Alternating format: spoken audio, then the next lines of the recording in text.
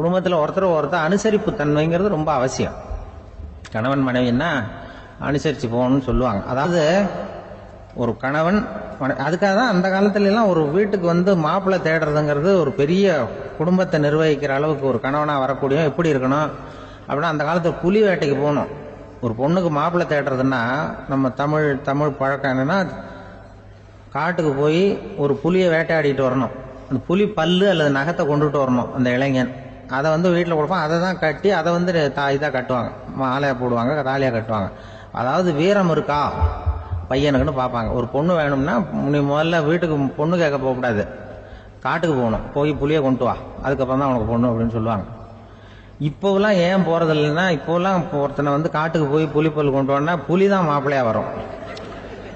அதனால தான் இப்போ போகிறது இல்லை யாரும் காட்டுக்கு. அப்போ வந்து பெண்களும் வந்து ரொம்ப வீரமாக இருந்தாங்க. பெண்கள் மூலம் அந்த காலத்தில் எப்படின்னா, முறத்தாலேயே புலியை துரத்துவாங்களாம். நம்ம பழைய பாட்டில எல்லாம் பார்த்துருப்பீங்க, முறத்தால புலியை விரட்டினாங்கன்னு வரும் பழைய பாட்டு. அந்த அளவுக்கு பெண்களுக்கு வீரம். இப்போ கல்யாணம் ஆகி இந்த காலத்தில் ஒரு கணவனை வந்து விரட்டிட்டு வந்தாங்களாம் முறத்தை எடுத்துக்கிட்டு. ஒரு மனைவி அவன் பயந்துட்டு வெளில ஓடி வரான், பின்னாடி முறத்தை எடுத்துட்டு அந்த அம்மா ஓடி வருது. இவனை தனியாக பிடிச்சி கொண்டு போய், என்னப்பா இந்த மனைவிட்டு இப்படி பயந்து ஓடி வரையே, முறத்தால துரத்துறா இப்படி வரையே அப்படின்னு தான் அவன் அப்படியே தடுமாறிட்டு, அதெல்லாம் ஒன்றும் இல்லை, அவன் என்ன புலியா நினைக்கிறா அப்படின்னு ஒரு பெருமையாக சொல்லிட்டானான். அந்த காலத்தில் புலியை தான் முறத்தால விரட்டினாங்க, இப்போ புருஷனை விரட்டுறாங்க அப்படின்னு சொல்லி. அப்படி அந்த காலத்தில் வந்து கணவனுக்கு ஒரு குடும்பத்தை நிர்வகிக்கிற திறமை இருக்கா, உடல் வலிமை தான் முக்கியம். இப்போ கூட மதுரை பக்கத்தில் ஐயாவுக்கு தெரியும், அந்த இளவட்டக்கல்லுன்னு ஒரு ஊருக்கு ஊர் எல்லையில் கிடக்கும். ஊர் எல்லையில் ஒரு பெரிய கல் கிடக்கும். அந்த ஊருக்கு பொண்ணு கேட்க போகிறவங்க அந்த கல்லை தலைக்கு மேலே தூக்கி காட்டணும், அப்படியே தூக்கி தலைக்கு மேலே வசதி கீழே போடணும். அந்த வலு இருந்தால் தான் நீங்கள் அந்த ஊருக்குள்ளேயே போகலாம், பொண்ணு கேட்கறதுக்கு போகலாம். இல்லைன்னா நீ திரும்பி போக வேண்டியதான். அந்த வலிமை இருக்கா மாப்பிள்ளைன்னு பார்க்குறாங்க. இளவட்டக்கல்லுன்னு பேர். அப்போ என்ன பண்ணாங்கன்னா, ஒரு 1000 வருஷத்துக்கு முன்னாடி அந்த கல்லை தலைக்கு மேலே தூக்கி கீழே போடுவாங்களாம். ஒரு 500 வருஷத்துக்கு முன்னாடி அப்படி கொஞ்சம் தூரம் இடுப்பு அளவுக்கு தூக்கி கீழே போட்டுக்கிட்டு இருந்திருக்கிறாங்க. அதுக்கப்புறம் ஒரு 100 வருஷத்துக்கு முன்னாடியெல்லாம் அப்படி முழங்கால அளவுக்கு அப்படி தூக்கி போட்டால் போகிறோம்னு வச்சுருந்தாங்களாம். இப்போ நான் அந்த ஊருக்கு என் கூட பழனிசாமின்னு ஒருத்தர் இருக்கார். அவர் போய், உனக்கு எப்படிப்பா இந்த ஊரில் கல்யாணம் ஆச்சு அப்படின்னா, இப்போலாம் நாங்கள் தொட்டு கும்பிட்டா போகிறோம், அதை அசைக்கிறது கூட இல்லை. அப்படி ஆகிட்டுது. ஒரு குடும்பத்தை கணவனாக வரப்போகிறவனுக்கான தகுதி அந்த காலத்தில் அப்படி இருந்துதான். அப்படி வந்து கணவன் வந்து தேர்ந்தெடுக்கிறது, குடும்ப தலைவனை தேர்ந்தெடுக்கிறது ஒரு பெரிய காரியம். ஒரு பெரிய செல்வந்தர் போட்டி வச்சாராம், ஒரு நீச்சல் குளம், அதில் யார் வேணாலும் குதித்து அந்த பக்கம் போய் கரையேறலாம். அந்த நீச்சல் குளத்தில் விஷப்பாம்புலாம் கிடக்கு. யார் துணிஞ்சி அந்த விஷப்பாம்பு இருக்கிற குளத்தில் குதித்து அந்த பக்கம் போய் கரையேறானோ அவனுக்கு ஒரு 100 ஏக்கர் நிலம் கொடுப்பேன், அது வேண்டான்னா ஒரு 1000 ஆடு கொடுப்பேன், அதுவும் வேண்டான்னா என் பொண்ணை கொடுப்பேன் அப்படின்னு போட்டி வச்சார்.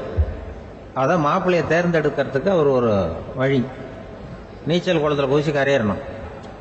இப்போ அந்த ஊரில் இருக்கிற இளைஞர்கள்லாம் வந்து பார்க்குறாங்க அந்த குளத்தில் குதிக்கணும்னு. ஆனால் குளத்தில் வெறும் விஷப்பாம்புலாம் கிடக்கு. இது என்ன பண்ணுறதுன்னு பார்த்தா யாருமே குதிக்கிறதுக்கு தைரியம் வரல.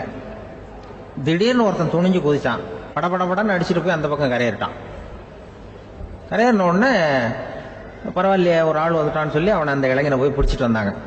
அந்த பெரியவர் கேட்டார், ஏப்பா இவ்வளவு பெரிய விஷப்பாம்பெல்லாம் கிடக்கிற நீச்சல் குளத்தில் நீ துணிஞ்சு குதிச்சு கரையேறி இருக்கிற, உனக்கு என்ன 1000 ஏக்கர் நிலம் கொடுத்துருவா, 100 ஏக்கர் நிலம் கொடுக்கவா சொல்கிறபடி அப்படின்னா, வேண்டாம் சார்ன்றான். ஓஹோ அப்படின்னா ஒரு 1000 ஆடு வேணுமா உனக்கு அப்படின்னா, அதுவும் வேண்டாம் சார். ஓ அப்படின்னா என் பொண்ணு வேணுமா அப்படின்னா, அதுவும் வேண்டாம் சாருங்கிறான். அப்புறம் எதுக்கடா குதிச்சுன்ட்டு, என்ன உனக்கு என்ன தான் வேணும் அப்படின்னு கேட்டிருக்காரு. என்னை எவன் பிடிச்சி தள்ளி விட்டவன்னு தெரியணும் அப்படின்றான். அதுக்காக அவன் பார்த்துருக்கான். அப்படி இருந்தால் தான் துணிச்சல் வரும் இந்த காலத்தில். எதுக்கு இவ்வளவு சங்கடம்லாம் வச்சாங்கன்னா, ஒரு குடும்பத்துக்கு தலைவராக வர வேண்டிய ஒரு ஆள், கணவனாக இருக்க வேண்டியவனுக்கு துணிச்சல் இருக்கா, தைரியம் இருக்கா அப்படிங்கிறது பார்க்கறதுக்காக இப்படிப்பட்ட தேர்வு முறைகள்லாம் வச்சுருந்தாங்க அந்த காலத்துலலாம். இப்போலாம் கல்யாணம் பண்ணுறது ஆளுக்கு நேரில் பார்க்காமலே கூட கல்யாணம் நடக்குது இன்டர்நெட்டில். இப்போ சர்டிஃபிகேட் கேட்குறாங்க, நோய் நொடி இல்லாமல் இருக்காரா பார், காட்டுக்கெலாம் போக வேண்டாம், நேராக ஆஸ்பத்திரிக்கு போய் ஒரு சர்டிஃபிகேட் வாங்கிட்டு வா, உனக்கு ஒன்றும் வியாதி இல்லைன்னு ப்ரூவ் பண்ணு, அதுக்கப்புறம் பார்த்துக்கலாம், மற்றதை பேசுவோம் அப்படின்னு சொல்லி அப்படி இருக்குது நிலைமை. அதனால் குடும்பத்தில் வந்து அந்த கணவனாக இருக்கிற வேண்டியவனுக்கு பொறுப்பு அதிகம். ஏன்னா எல்லாத்தையும் அனுசரித்து போக வேண்டியதாக வந்தான். ஒரு பெரிய கிராமம். அந்த கிராமத்துல ஒரு பண்ணையார் வீடு. அதுதான் அந்த கிராமத்திலேயே பெரிய வீடு. ஒரு நாள் ஒரு திருடன் அந்த கிராமத்துக்கு வந்தான். சுத்தி பார்த்தான். அந்த பண்ணையார் வீடு கண்ணுல பட்டுது. இன்னைக்கு ராத்திரி இந்த வீட்டுல தான் நம்ம தொழில் ஆரம்பிக்கணும் அப்படின்னு சொல்லி அவன் முடிவு பண்ணிக்கிட்டான். ஏன்னா அதுதான் அந்த கிராமத்திலே கொஞ்சம் பெரிய வீடு. அங்கதான் அவன் எதிர்பார்க்கறது ஏதாவது கிடைக்கும் அப்படிங்கறது அவனுடைய முடிவு. நடு ராத்திரி அவன் மெதுவா சுவர் ஏறி குதிச்சு அந்த பெரிய வீட்டுக்குள்ள புகுந்தான். அங்க போய் பார்த்தா முக்கியமான இடங்கள்ல எல்லாம் காவலுக்கு ஆள் நின்றுட்டு இருக்கிறாங்க ராத்திரி நேரத்துல.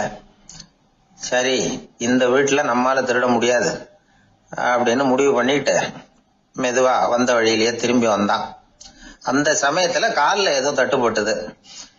என்னது அப்படின்னு சொல்லி குனிஞ்சு பார்த்தா அங்க ஒரு பெரிய வெங்காய மூட்டை அடுக்கி வச்சிருக்கிறாங்க. சரி, வந்ததுக்கு வெறுங்கையோட திரும்ப வேண்டாமே அப்படின்னு சொல்லி கையில இருந்த ஒரு பெரிய பை நிறைய அதை அள்ளி போட்டுக்கிட்டான். வெங்காயத்தை போட்டுக்கிட்டு புறப்படுற சமயத்துல கப்புன்னு கழுத்துல ஒரு கை வந்து விழுந்தது. ஆள் மாட்டிக்கிட்டான். அதாவது காவலாளிகள் அவனை புடிச்சு வச்சுக்கிட்டாங்க. மறுநாள் காலையில அந்த திருடனை பண்ணையார் முன்னாடி கொண்டுட்டு போய் நிறுத்தினாங்க. ஐயா, இந்த ஆளு ராத்திரி நம்ம வீட்டுல திருடுறதுக்காக வந்தான். வெங்காயத்தை அள்ளிட்டு புறப்படுறப்ப மாட்டிக்கிட்டான் அப்படின்னாங்க. அவரு பார்த்தாரு. என்னப்பா இவங்க சொல்றது உண்மைதானான்னு கேட்டார். ஆமான்னு ஒத்துக்கிட்டான் அந்த ஆளு. பண்ணையார் அதுக்கப்புறம் கொஞ்சம் யோசனை பண்ணார். அப்புறமா தீர்ப்பு வழங்கினார். இத பாருப்பா, நீ இங்க திருட வந்தது குற்றம். அதுக்காக நீ 100 ரூபாய் அபராதம் செலுத்தணும், அல்லது 100 கசையடிகள் வாங்கணும். அதுவும் இல்லைன்னா நீயே திருடுன அவ்வளவு வெங்காயத்தையும் பச்சையா என் கண் முன்னாடியே சாப்பிட்டுணும். இதுல எந்த தண்டனைய ஏத்துக்கிறது அப்படிங்கறத பத்தி நீயே யோசனை பண்ணி முடிவு எடுத்துக்கலாம் அப்படின்னு சொல்லிவிட்டார். அதாவது இவனே முடிவு பண்ணிக்க வேண்டியது. 100 ரூபா பணம் கட்டுறியா, இல்லது சாட்டை அடி வாங்குறியா, அல்லது வெங்காயத்தை சாப்பிடுறியா, இதுதான் அவர் கொடுத்தது. நீயே முடிவு பண்ணி சொல்லுன்னு விட்டார். திருடன் கொஞ்ச நேரம் யோசனை பண்ணி பார்த்தான். அவனுக்கு இருக்கிறதுலயே ரொம்ப சுலபமா தெரிஞ்சது இந்த வெங்காயத்தையே சாப்பிட்டுறேன்ட்டான். ஐயா, நான் இந்த வெங்காயத்தையே சாப்பிட்டுறேன், அதுதான் எனக்கு கொஞ்சம் சுலபமா தெரியுதுன்னா சரின்னு விட்டார் பண்ணையார். அப்படியே எல்லாத்தையும் கொண்டு கொட்டினாங்க. ஒவ்வொன்னா எடுத்து சாப்பிட ஆரம்பிச்சான். கொஞ்ச நேரம் சுவாரஸ்யமா சாப்பிட்டான். அதுக்கப்புறம் வாய் எரிய ஆரம்பிச்சுட்டுது. கண்ணு ரெண்டும் செவந்து போச்சு. கண்ணுல இருந்து தார தாரையா கண்ணீர் வழிய ஆரம்பிச்சுட்டுது. ஒரே எரிச்சல். அவனால தாக்கு பிடிக்க முடியல. வெங்காயம் பாதி கூட தீரல. பார்த்தான், சரி இது நமக்கு சரிப்பட்டு வராது அப்படின்னு முடிவு பண்ணிட்டான். ஐயா, என்னை மன்னிச்சுக்கங்க, இது என்னால முடியாது போல இருக்கு, பேசாம எனக்கு 100 சாட்டை அடியா கொடுத்துருங்க அப்படின்னா. அவரும் சரின்னார். சாட்டை அடி விழ ஆரம்பிச்சது. அதுவும் ஆரம்பத்துல ஒரு மாதிரியா இருந்தது. ஒரு 60 அடிகள் விழுற வரைக்கும் தாங்கினான். அதுக்கு மேல அவனால முடியல, தாக்கு பிடிக்க முடியல. ஐயா, என்னை மன்னிச்சுக்கோங்க அப்படின்னு மறுபடியும் பண்ணையார் காலில் விழுந்தான். ஐயா, இதுவும் எனக்கு சரிப்பட்டு வராது போல இருக்கு, பேசாம 100 ரூபா அபராதமே கட்டி போடுறேன் அப்படின்னா. அதே மாதிரி பணத்தை எடுத்து கொடுத்துட்டு அவன் பாட்டுக்கு போனான். இப்படி ஒரு கதை உண்டு. இந்த கதைய உலக புகழ்பெற்ற மனோதத்துவ மேதை எம் ஸ்காட் பெக் ஒரு உதாரணமா எடுத்து சொல்றார். எதுக்காக அவர் எடுத்து சொல்றாருன்னா, இந்த முடிவெடுக்கும் திறன் அப்படிங்கறத விளக்கறதுக்காக. வாழ்க்கையில முடிவெடுக்கிற திறன் நம்ம ஒவ்வொருத்தருக்கும் ரொம்ப அவசியம். எந்த சந்தர்ப்பத்துல எப்படி முடிவெடுக்கிறோம் அப்படிங்கறத வச்சுதான் நம்ம வாழ்க்கை அமையும். எவ்வளவுதான் பணம் இருந்தாலும் சரி, எவ்வளவுதான் படிச்சிருந்தாலும் சரி, இந்த முடிவெடுக்கிற திறன் சரியா இல்லைன்னா வாழ்க்கையில பல சறுக்கல்களை சந்திக்க வேண்டியிருக்கும். நாம முடிவுகள் எடுத்தா அந்த முடிவுகளால ஏற்படக்கூடிய விளைவுகளுக்கு நாம பொறுப்பு ஏற்க வேண்டி இருக்குமே அப்படிங்கிற பயத்தினால முடிவெடுக்கிற அதிகாரத்தை பல சமயங்கள்ல நாம மற்றவங்களுக்கு தாரவாத்து கொடுத்துடுறோம். நாமே முடிவெடுக்கக்கூடிய திறமையை வளர்த்துக்கிறது தான் ரொம்ப முக்கியம். ஒருத்தர் சொன்னார், சார், சின்ன சின்ன பிரச்சனைகள்ல எல்லாம் எங்க வீட்டுல என் மனைவி முடிவு எடுக்க விட்டுருவேன், பெரிய பிரச்சனைகள்ல எல்லாம் நான் தான் முடிவு எடுப்பேன் அப்படின்னாரு. பரவாயில்லையே அப்படின்னு சொல்லி, சின்ன சின்ன பிரச்சனைகள்னா எதுங்க அப்படின்னு கேட்டேன். ஒன்றும் இல்லை, இந்த வீட்டு வருமானத்தை பெருக்கிறது எப்படி, வீட்டு செலவை சரி கட்டுறது எப்படி, வீட்டு செலவுக்கு வாங்கியிருக்கிற கடனை அடைக்கிறது எப்படி, இதெல்லாம் சின்ன சின்ன பிரச்சனைகள். என் மனைவி கிட்ட முடிவு எடுக்கிற விஷயத்தை விட்டுருவேன்னார். பெரிய பிரச்சனை தான் நான் எடுத்துக்குவேன்னார். அப்படின்னா பெரிய பிரச்சனைன்னா எது சார் அப்படின்னு கேட்டேன். அது என்னன்னா, இந்த உலக பொருளாதாரத்தை மேம்படுத்துறது எப்படி, 21ஆம் நூற்றாண்டுல என்னென்ன சவால்களை சந்திக்க வேண்டியிருக்கும் உலகம், இதெல்லாம் நான் பாத்துக்குவேன் அப்படின்னார். பாருங்க, இது பிரச்சனைகள்ல இருந்து தப்பிக்கிற வழி. அதனால வாழ்க்கையில பிரச்சனைகளை சந்திக்கிறதுக்கு தயங்கப்படாது. அதே மாதிரி சரியான நேரத்துல சரியான முடிவு எடுக்கிறதுக்கு நாம கத்துக்கணும். அது ரொம்ப முக்கியம். ஒரு 600 வருஷத்துக்கு முன்னாடி மனுஷனுக்கு எவ்வளவு நெருக்கடி இருந்ததோ அது போல 40 பங்கு இப்ப அதிகமாயிட்டு தான் கண்டுபிடிச்சு சொல்லியிருக்கிறாங்க. அவ்வளவு நெருக்கடிக்கு மத்தியில நாம வாழ்ந்துகிட்டு இருக்கிறோம். ஒரு 600 வருஷத்துக்கு முன்னாடி என் தலையில 1 கிலோ வச்சுக்கிட்டு நின்னேன்னு வைங்க, இப்ப 40 கிலோ வச்சுக்கிட்டு நிக்கிறேன். அப்படி ஒவ்வொரு மனுஷனுக்கும் வாழ்க்கையில நெருக்கடி அதிகமா போச்சு. இந்த நெருக்கடியில முன்னாடிலாம் யாரோ ஒருத்தர் தான் தியானம் பண்ணுவாங்க. தியானம்னா ஒருத்தர் 2 பேர் காட்டுக்கு போய் தியானம் பண்ணிட்டு இருப்பாங்க 600 வருஷத்துக்கு முன்னாடி. இப்ப வீட்டுக்கு வீடு தியானம் நடக்குது. ஏன்னா அந்த அளவுக்கு வாழ்க்கையில ஒரு நிம்மதி வேணும் அப்படின்னு சொல்லி பண்ணிட்டாங்க. அதுக்குதான் இயற்கை கொடுத்துருக்கிற ஒரு இயற்கையான வைத்தியம் தான் சிரிப்புங்கிறது. இதை பத்தி பெரியவங்க எல்லாம் இப்ப ஆராய்ச்சி பண்ணிட்டு இருக்கிறாங்க. சிரிப்புங்கிறது நாம பிறந்து ஒரு 6 மாசத்துல தான் முதல் தடவையா விவரமா சிரிக்க ஆரம்பிக்கிறோமா.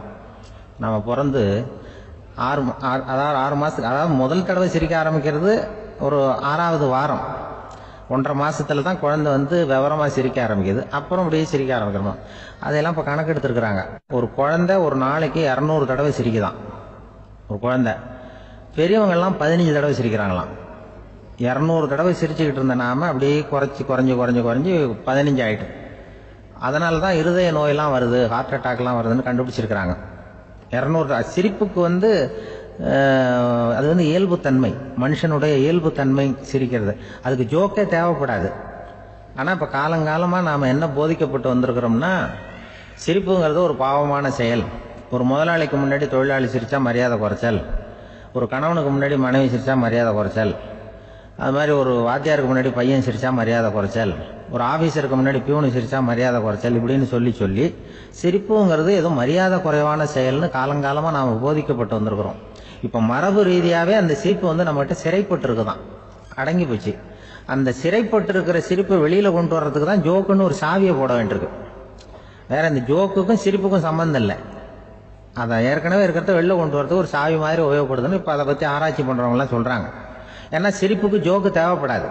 இப்போ ஒரு குழந்தை தொட்டில படுத்திருக்குன்னு வைங்களேன், குழந்தை தொட்டில இருக்கு, அது முகத்துக்கிட்ட போய் ஒரு கிளுகிழுப்பை ஆட்டுங்க சிரிக்கும். அந்த கிளுகிழுப்பை சத்தமே சிரிக்க வைக்கிறதுல அதுதான் மனுஷனுடைய இயல்புத்தன்மை. அது என்ன ஜோக்காது, சத்தம். ஒரு கிளுகிழுப்பையை கொண்டு போய் குழந்தை முகத்துக்கிட்ட ஆட்டினா சிரிக்குதே, அதுதான் இயல்புத்தன்மை. அதே கிளுகிழுப்பையை ஒரு தாத்தா மூஞ்சிக்கிட்ட ஆட்டுங்க, கோவம் வந்துடும், அடிக்க வருவார். என்னடா விளையாட்டு இது அப்படிமாரு. ஏன்னா அவர் சிரிச்சுக்கிட்டு இருந்தவர், அப்படி இருந்தவர் ஒரு காலத்துல. ஒரு கிளுகிழுப்பைக்கு சிரிச்சவர் ஒரு காலத்துல இப்ப கோவப்படுறாருன்னா அந்த அளவுக்கு நம்ம மாறி போயிட்டே வந்துட்டு இருக்கிறோம். அதனால அந்த இயல்புத்தன்மை மாறாம இருக்கணுங்கிறது ரொம்ப முக்கியம். அதுக்காக எல்லாரையும் குழந்தையாக்க முடியாது. மனுஷன் எல்லாரும் இனிமே வயசுங்கிறது கூட ஆகிட்டே தான் இருக்கும். அதுக்காக குறைச்சிக்கிட்டே போக முடியாது. அதுக்கு யாராவது மருந்து கண்டுபிடிச்சாதான் உண்டு. ஆனா ஒருத்தர் மருந்து கண்டுபிடிச்சாராம், சொல்லுவாங்க. ஒரு டாக்டர் ஒரு மாத்திரை கண்டுபிடிச்சாராம். ஒரு மாத்திரை சாப்பிட்டா ஒரு வயசு குறையும், ஒரு மாத்திரை சாப்பிட்டா ஒரு வயசு குறையும் அப்படின்னு ஒரு மாத்திரை கண்டுபிடிச்சிருக்காரு. ஒரு பாட்டி அம்மா, 90 வயசு பாட்டி, அது போயிருக்கு. அதே டாக்டர்கிட்ட போய், ஐயா எனக்கு ஒரு பாட்டில் மாத்திரை கொடுங்க, இந்த வயசு குறையிற மாத்திரை அப்படின்றது. அவர் ஒரு பாட்டில் கொடுத்தாரு மாத்திரை. பாருமா பாட்டியம்மா, ஒரு மாத்திரை சாப்பிட்டா ஒரு வயசு குறையும், எடுத்துட்டு போகணும்னு கொடுத்துருக்காரு டாக்டர். இந்த 90 வயசு பாட்டி எடுத்துட்டு வீட்டுக்கு வந்துட்டு மறுநாள் அதே டாக்டர் கிட்ட போயிருக்கு. 30 வயசு பொண்ணா போச்சான். 30 வயசு பொண்ணா மாறி அதே டாக்டர் கிட்ட போயிருக்கு. இடுப்புல ஒரு கை குழந்தை, அது சட்டை கிட்ட போடாம கட்டவரில் வாயில வச்சுட்டு உட்காந்துருக்கு. நேரா டாக்டர்கிட்ட போய், டாக்டர் நேற்று வந்தேன், ஏதோ ஒரு மாத்திரை சாப்பிட்டா ஒரு வயசு குறையும், நீங்க நான் ஏதோ ஒரு ஆர்வத்தில் ஒரு 30-40 மாத்திரை சாப்பிட்டேன், இப்படி ஆயிட்டேன் அப்படின்னு. இப்போ டாக்டர் சொல்லியிருக்காரு, இதுக்கு ஏமா வருத்தப்படுற, எல்லாரும் வயசு குறையணும்னு தான் நினைக்கிறாங்க, உனக்கு வயசு குறைஞ்சிட்டுது, நீ சந்தோஷப்படு, இதுக்கே மறுபடியும் என்னட்ட வந்திருக்கிற அப்படின்னாரான் டாக்டர். அப்ப அந்த அம்மா சொல்லிச்சான், என்னை பத்தி பரவாயில்ல டாக்டர், என் இடுப்புல பாருங்க கை குழந்தை, இது சட்டை போடாம உட்காந்துருக்கு, கட்டவரில் வாயில வச்சுட்டு உட்காந்துருக்கு, இது ரொம்ப ஆர்வத்துல ஒரு 70 மாத்திரையை சாப்பிட்டு விட்டுது, இது என் வீட்டுக்காரரு. இவர் வந்து இடுப்பு விட்டு கீழே இறங்க மாட்டேங்கிறாரு. நான் எதையாவது கொடுத்து இனிமேதான் வயசை கூட்டி இறக்கி விடுவேன் டாக்டர் அப்படின்னு தான். அவர் வந்து ஏதோ நமக்கு அதுக்கும் சம்மந்தம் இல்லைங்கிறது மாதிரி கட்டாரில் வச்சுட்டு அவர் பாட்டு உட்காந்துருக்காரு. ஏதோ நமக்கு இந்த உலகமே இல்லை, நமக்கு சம்மந்தம் இல்லைங்கிற மாதிரி உட்காந்துருக்காரு. இப்படியே நான் தூக்கிட்டு எங்கே அலையிறது அப்படின்னு தான். அதனால வந்து வயசை குறைக்கிறது இயற்கைக்கு விரோதமாக நாம பண்ண முடியாது. ஆனால் இந்த இயல்பு தன்மை மாறாமல் வச்சுக்கலாம். குழந்தை மாதிரி மாற முடியாதே தவிர அந்த குழந்தை தன்மையோடு வாழறதுக்கு கற்றுக்கணும். அதுதான் வாழ்க்கையில இன்பமாக வாழறதுக்கு வழி. குழந்தைத்தனமா இருக்கக்கூடாது, குழந்தை தன்மையோடு இருக்கணும்னு சொல்லுவாங்க. குழந்தை தன்மைங்கிறது வேற, குழந்தை தனம்ங்கிறது வேற. அப்படி ஒரு மாத்திரை கண்டுபிடிச்சிட்டா இப்போ யாராவது ஒருத்தவங்க இடுப்புல குழந்தைய தூக்கிட்டு போனால் போய் கேட்கணும், ஏம்மா இது ஏன் வீட்டுக்காரரா உன் குழந்தையா அப்படின்னு கேட்டு அதுக்கப்புறம் அவருக்கு வணக்கம் சொல்லணும். இப்படிலாம் ஆகிடும் நிலைமை. இயற்கையை வந்து நம்ம மாற்ற முடியாது, அதுக்கு தகுந்தாப்புல தான் நாம் வந்து பண்ணணும். குழந்தை தன்மையோடு வாழறதுக்கு குடும்பத்தில் குழந்தை தன்மைங்கிறது எப்படின்னா, இப்போ ஒரு சில பேருக்கு அந்த குழந்தை தன்மை உண்டு. ஒரு வீட்டில் ஒரு புள்ள படுத்திருக்கு, அம்மா வந்து எழுப்புறாங்க, காலேஜுக்கு நேரமாச்சு எழுந்திருப்பா, காலேஜுக்கு நேரமாச்சு எழுந்திருப்பா அப்படின்னு. அந்த அம்மா அந்த புள்ள சொல்லியிருக்கா, ஐயோ எனக்கு காலேஜுக்கு போகிறதுக்கு பிடிக்கலம்மா, என்னை வந்து தொந்தரவு பண்ணாத, காலேஜுக்கு போகிறதுக்கு எனக்கு பிடிக்கல அப்படின்னு தான். அப்போ அந்த அம்மா சொல்லியிருக்கு, ஏன் உனக்கு காலேஜுக்கு போகிறதுக்கு பிடிக்கல, கல்லூரிக்கு போகிறதுக்கு, அதுக்கு 2 காரணம் சொல்லு அப்படின்னு இருக்கா. அப்போ அந்த புள்ள சொல்லிச்சான், ஏன் பிடிக்கலன்னா கல்லூரியில் இருக்கிற வாத்தியாருக்கும் என்ன பிடிக்க மாட்டேங்குது, ஆசிரியர்களுக்கும். 2வது காரணம் கல்லூரியில் படிக்கிற மாணவர்களுக்கும் என்ன பிடிக்கல, அதனால நான் காலேஜுக்கு போக மாட்டேன்ற குழந்தை புள்ள சொல்லியிருக்கு. அம்மா வந்து அப்படிலாம் நீ இதுக்காக போகாமல் இருக்கக்கூடாது, நீ போய் தான் ஆகணும் அப்படின்னு பிடிவாதமாக அந்த அம்மா பிள்ளைய எழுப்பினாங்களாம். சரி நான் எதுக்கு காலேஜ் போகணும்னு சொல்கிறேன், அதுக்கு நீ 2 காரணம் சொல்லு அப்படின்னு தான் அந்த புள்ள. அப்போ அந்த அம்மா சொன்னாங்களாம், நீ ஏன் காலேஜுக்கு போகணும்னா முதல் காரணம் உனக்கு வயசு 52, 2வது காரணம் நீ தான் பிரின்சிபால் அப்படின்னு தான். என்ன இருந்தாலும் அவங்க அம்மாவுக்கு அது புள்ள தானே. அதுதான் குழந்தை தன்மைங்கிறது. 52 வயசுலையும் குழந்தை தன்மையோடு இருக்கார் பாருங்க, அதுதான் அந்த குழந்தை தன்மையோடு வாழறது தான் வெற்றிக்கு வழின்னு சொல்லுவாங்க. இந்த உலகத்துல எத்தனை வகையான மனிதர்கள் இருக்கிறாங்க, ஒவ்வொரு மனிதனுமே ஒவ்வொரு வகை அப்படிங்கிறாங்க விஞ்ஞானிகள். மனிதர்களை 3 வகையா பிரிக்கலாம் அப்படின்னு சொல்றாங்க மெய்ஞானிகள். இவங்களை பத்திலாம் ஏற்கனவே நாம பேசியிருக்கிறோம். இப்ப டாக்டர் எட்வர்டு பேட்ச் அப்படிங்கிற நிபுணர் என்ன சொல்றாரு தெரியுமா, மனிதர்களை 7 வகையா பிரிக்கலாம்ங்கிறார். மனிதர்களின் மனநிலை அடிப்படையில அவங்களை 7 விதமா வகைப்படுத்துறார் அவர். சரி, அது என்ன 7 வகை? முதல் வகை என்னன்னா பயந்த குணம் உள்ளவங்க. சார் ரொம்ப பயந்த சுபாவம், வீட்டில் கூட வாயே திறக்க மாட்டார், சாப்பிட போறப்ப மட்டும்தான் கொஞ்சம் வாயை திறப்பார், அப்புறம் மூடிக்குவார் அப்படின்னு சில பேரை பத்தி நாம பேசிக்கிறது உண்டு. இவங்கெல்லாம் இந்த வகை, அதாவது பயந்த குணம் உள்ளவர்கள் அப்படிங்கிற முதல் வகை. சரி, 2வது வகை என்னன்னா சஞ்சலப்படுகிறவர்கள், எதுக்கு எடுத்தாலும் கலக்கம் குழப்பம், இப்படியே காலம் தள்ளிட்டு இருப்பாங்க. பல பேர் பார்த்துருப்பீங்க, அவங்கெல்லாம் இந்த வகை. 3வது வகை என்னன்னா யதார்த்த உலகை மறந்து கற்பனை உலகத்திலேயே மிதக்கிறவங்க. இளைஞர்கள், கவிஞர்கள், இப்படி பல பேர் இருக்கிறாங்க. எப்ப பார்த்தாலும் கற்பனை உலகத்திலேயே மிதந்துகிட்டு இருப்பாங்க. கிட்டத்துல போய் என்னங்க ஒரு மாதிரியா இருக்கிறீங்க அப்படின்னு கேட்டு பாருங்க, அவங்களெல்லாம் ஏதோ ஒரு அற்ப புழுவை பாக்குறது மாதிரி அவங்கள பார்ப்பாங்க. அதுவும் அந்த வானத்து நிலாவை பாருங்கள், அது என்னை வா வான்னு கூப்பிடுது, எனக்கு சீக்கிரத்துல ஒரு நாள் சிறகுகள் முளைக்கும், சிறகடித்து வானத்துல பறந்து போவேன், அந்த செல்ல நிலாவை கொஞ்சிவிட்டு வருவேன், இப்படிலாம் பேசிட்டு இருப்பாங்க. கொஞ்சிறது அப்புறம் இருக்கட்டும், இப்ப கஞ்சிக்கு வழியே பாருப்பா அப்படின்னா அதை காதுல வாங்க மாட்டாங்க. நாம ஏதோ இந்த உலகத்தை அனுபவிக்க தெரியாதவர்கள் மாதிரி நம்மளை அவங்க கவனிப்பாங்க. இப்படி ஒரு ரகம். 4வது வகை மனிதர்கள் எப்படின்னா, இவங்க தனிமை உணர்வு மிக்கவர்கள்.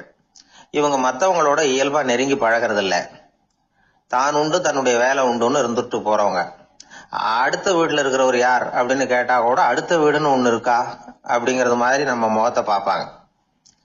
அவங்க கிட்ட மேற்கொண்டு நாம என்னத்தை பேச முடியும்? இப்படி ஒரு வகை. 5வது வகை மனிதர்கள் எப்படின்னா, இவங்க வந்து மற்றவங்க செல்வாக்குக்கு உட்பட மறுப்பவர்கள். அடுத்தவங்களோட செல்வாக்குக்கு இவங்க ஆட்படுறதில்ல. நான் யார் தெரியுமான்னு கேட்டா அதை தெரிஞ்சுட்டு எனக்கு என்ன ஆக போதும்பாங்க. இவங்கெல்லாம் அந்த ரகம். 6வது வகை மனிதர்கள் எப்பவும் எதுலையும் பற்று இல்லாம இருக்கிறவங்க. இது ஒரு துறவு மனப்பான்மை. இயல்பாவே சில பேர் இப்படி உண்டு, அவங்களுக்கு எதுலயும் ஒரு ஈடுபாடு இருக்காது. அப்படிப்பட்டவங்க எல்லாம் 6வது வகை. 7வது வகை மனிதர்கள் மற்றவங்க கவலையை தன்னுடையதா ஆக்கிக்கிட்டு கவலைப்படுறவங்க. இவங்கெல்லாம் மகாத்மாக்கள். தாம் வேறு அடுத்தவங்க வேறு அப்படிங்கிற எண்ணம் இவங்களுக்கு வர்றதில்லை. அதனால அடுத்தவங்களுக்கு ஒரு துன்பம் வந்ததுன்னா இவங்களால சும்மா இருக்க முடியறதில்லை. ஆக கூடி இப்படி 7 விதமான மனிதர்களை அடையாளம் காட்டுறார் அந்த நிபுணர். இதுல நாம எந்த வகையில வர்றோம் அப்படிங்கறத நாம தான் அடையாளம் கண்டுபிடிக்கணும். எனக்கு தெரிஞ்ச ஒரு மனிதர் உண்டு. அவர் ஒரு வித்தியாசமான வகை. எதையும் நடைமுறை சாத்தியமா சிந்திக்கிறவர். எப்பவும் அடுத்தவங்களும் நல்லா இருக்கணும், நாமும் நல்லா இருக்கணும் அப்படின்னு ஆசைப்படுறவர். அவருக்கு ஒரு சமயம் திடீர்னு உடம்பு சுகம் இல்லாம போயிட்டுது. டாக்டர் கிட்ட போனார், பணம் கொடுத்தார், வைத்தியம் பார்த்துக்கிட்டார். அவர் எழுதி கொடுத்த மருந்து சீட்டை வாங்கினார். ஒரு மருந்து கடைக்கு போனார், பணம் கொடுத்தார், மருந்து வாங்கினார். அதை எடுத்துட்டு வீட்டுக்கு வந்தார். அதுக்கப்புறம் அந்த மருந்து அவர் சாப்பிடணும்ல, சாப்பிடவே இல்லை, அப்படியே சும்மா வச்சுட்டார். அவரை பார்த்து கேட்டேன், ஏன் சார் இப்படி பண்றீங்க, வீண் செலவு தானே இது, நீங்க ஏன் டாக்டர் கிட்ட போய் பணம் செலவு பண்ணுனீங்கன்னு கேட்டேன். அவர் சொன்னாரு, டாக்டர் வாழணும் இல்லையா, அதனாலதான் அப்படின்னார். சரி, அப்புறம் ஏன் மருந்து வாங்கினீங்க அப்படின்னு கேட்டேன். மருந்து கடைக்காரர் வாழணும் இல்லையா, அதனாலதான் அப்படின்னார். சரி, அப்புறம் ஏன் வாங்கின மருந்து சாப்பிடாம வச்சுட்டீங்க அப்படின்னதுக்கு, நான் வாழணும் இல்லையா அதனாலதான் அப்படின்னார். இவர் வாழ்க்கையை புரிஞ்சுக்கிட்டவர். இப்படி வாழ்க்கையை புரிந்து கொண்டு வாழ தெரிஞ்சுக்கணும். எந்த வகை மனிதர் நாம் அப்படிங்கறத புரிஞ்சுக்கிட்டு வாழ்ந்தோம்னா வாழ்க்கையில வெற்றி நிச்சயம். மனித நேயம்ங்கிறத பத்தி சொல்லுவாங்க. மனித நேயம் ஏன்னா ஒரு கணவன் கணவனா இருக்கணும், மனைவி மனைவியா இருக்கணும். ஒரு மனுஷன் இன்னைக்கு மனிதனாக இல்லை. மனித நேயம் குறைஞ்சு போச்சு. எது குடும்ப உறவுகள்லாம் ரொம்ப மாறி போச்சுன்னு சொல்ல. இப்ப நாகரிகத்துல அப்படிதான் இருக்குது. ஒரு இதுல ஒருத்தன் என்ன பண்ணிருக்கான், ஒரு சின்ன பையனை கொண்டு வந்தானா. ஒரு சின்ன பையன் பக்கத்துல இருக்கான்.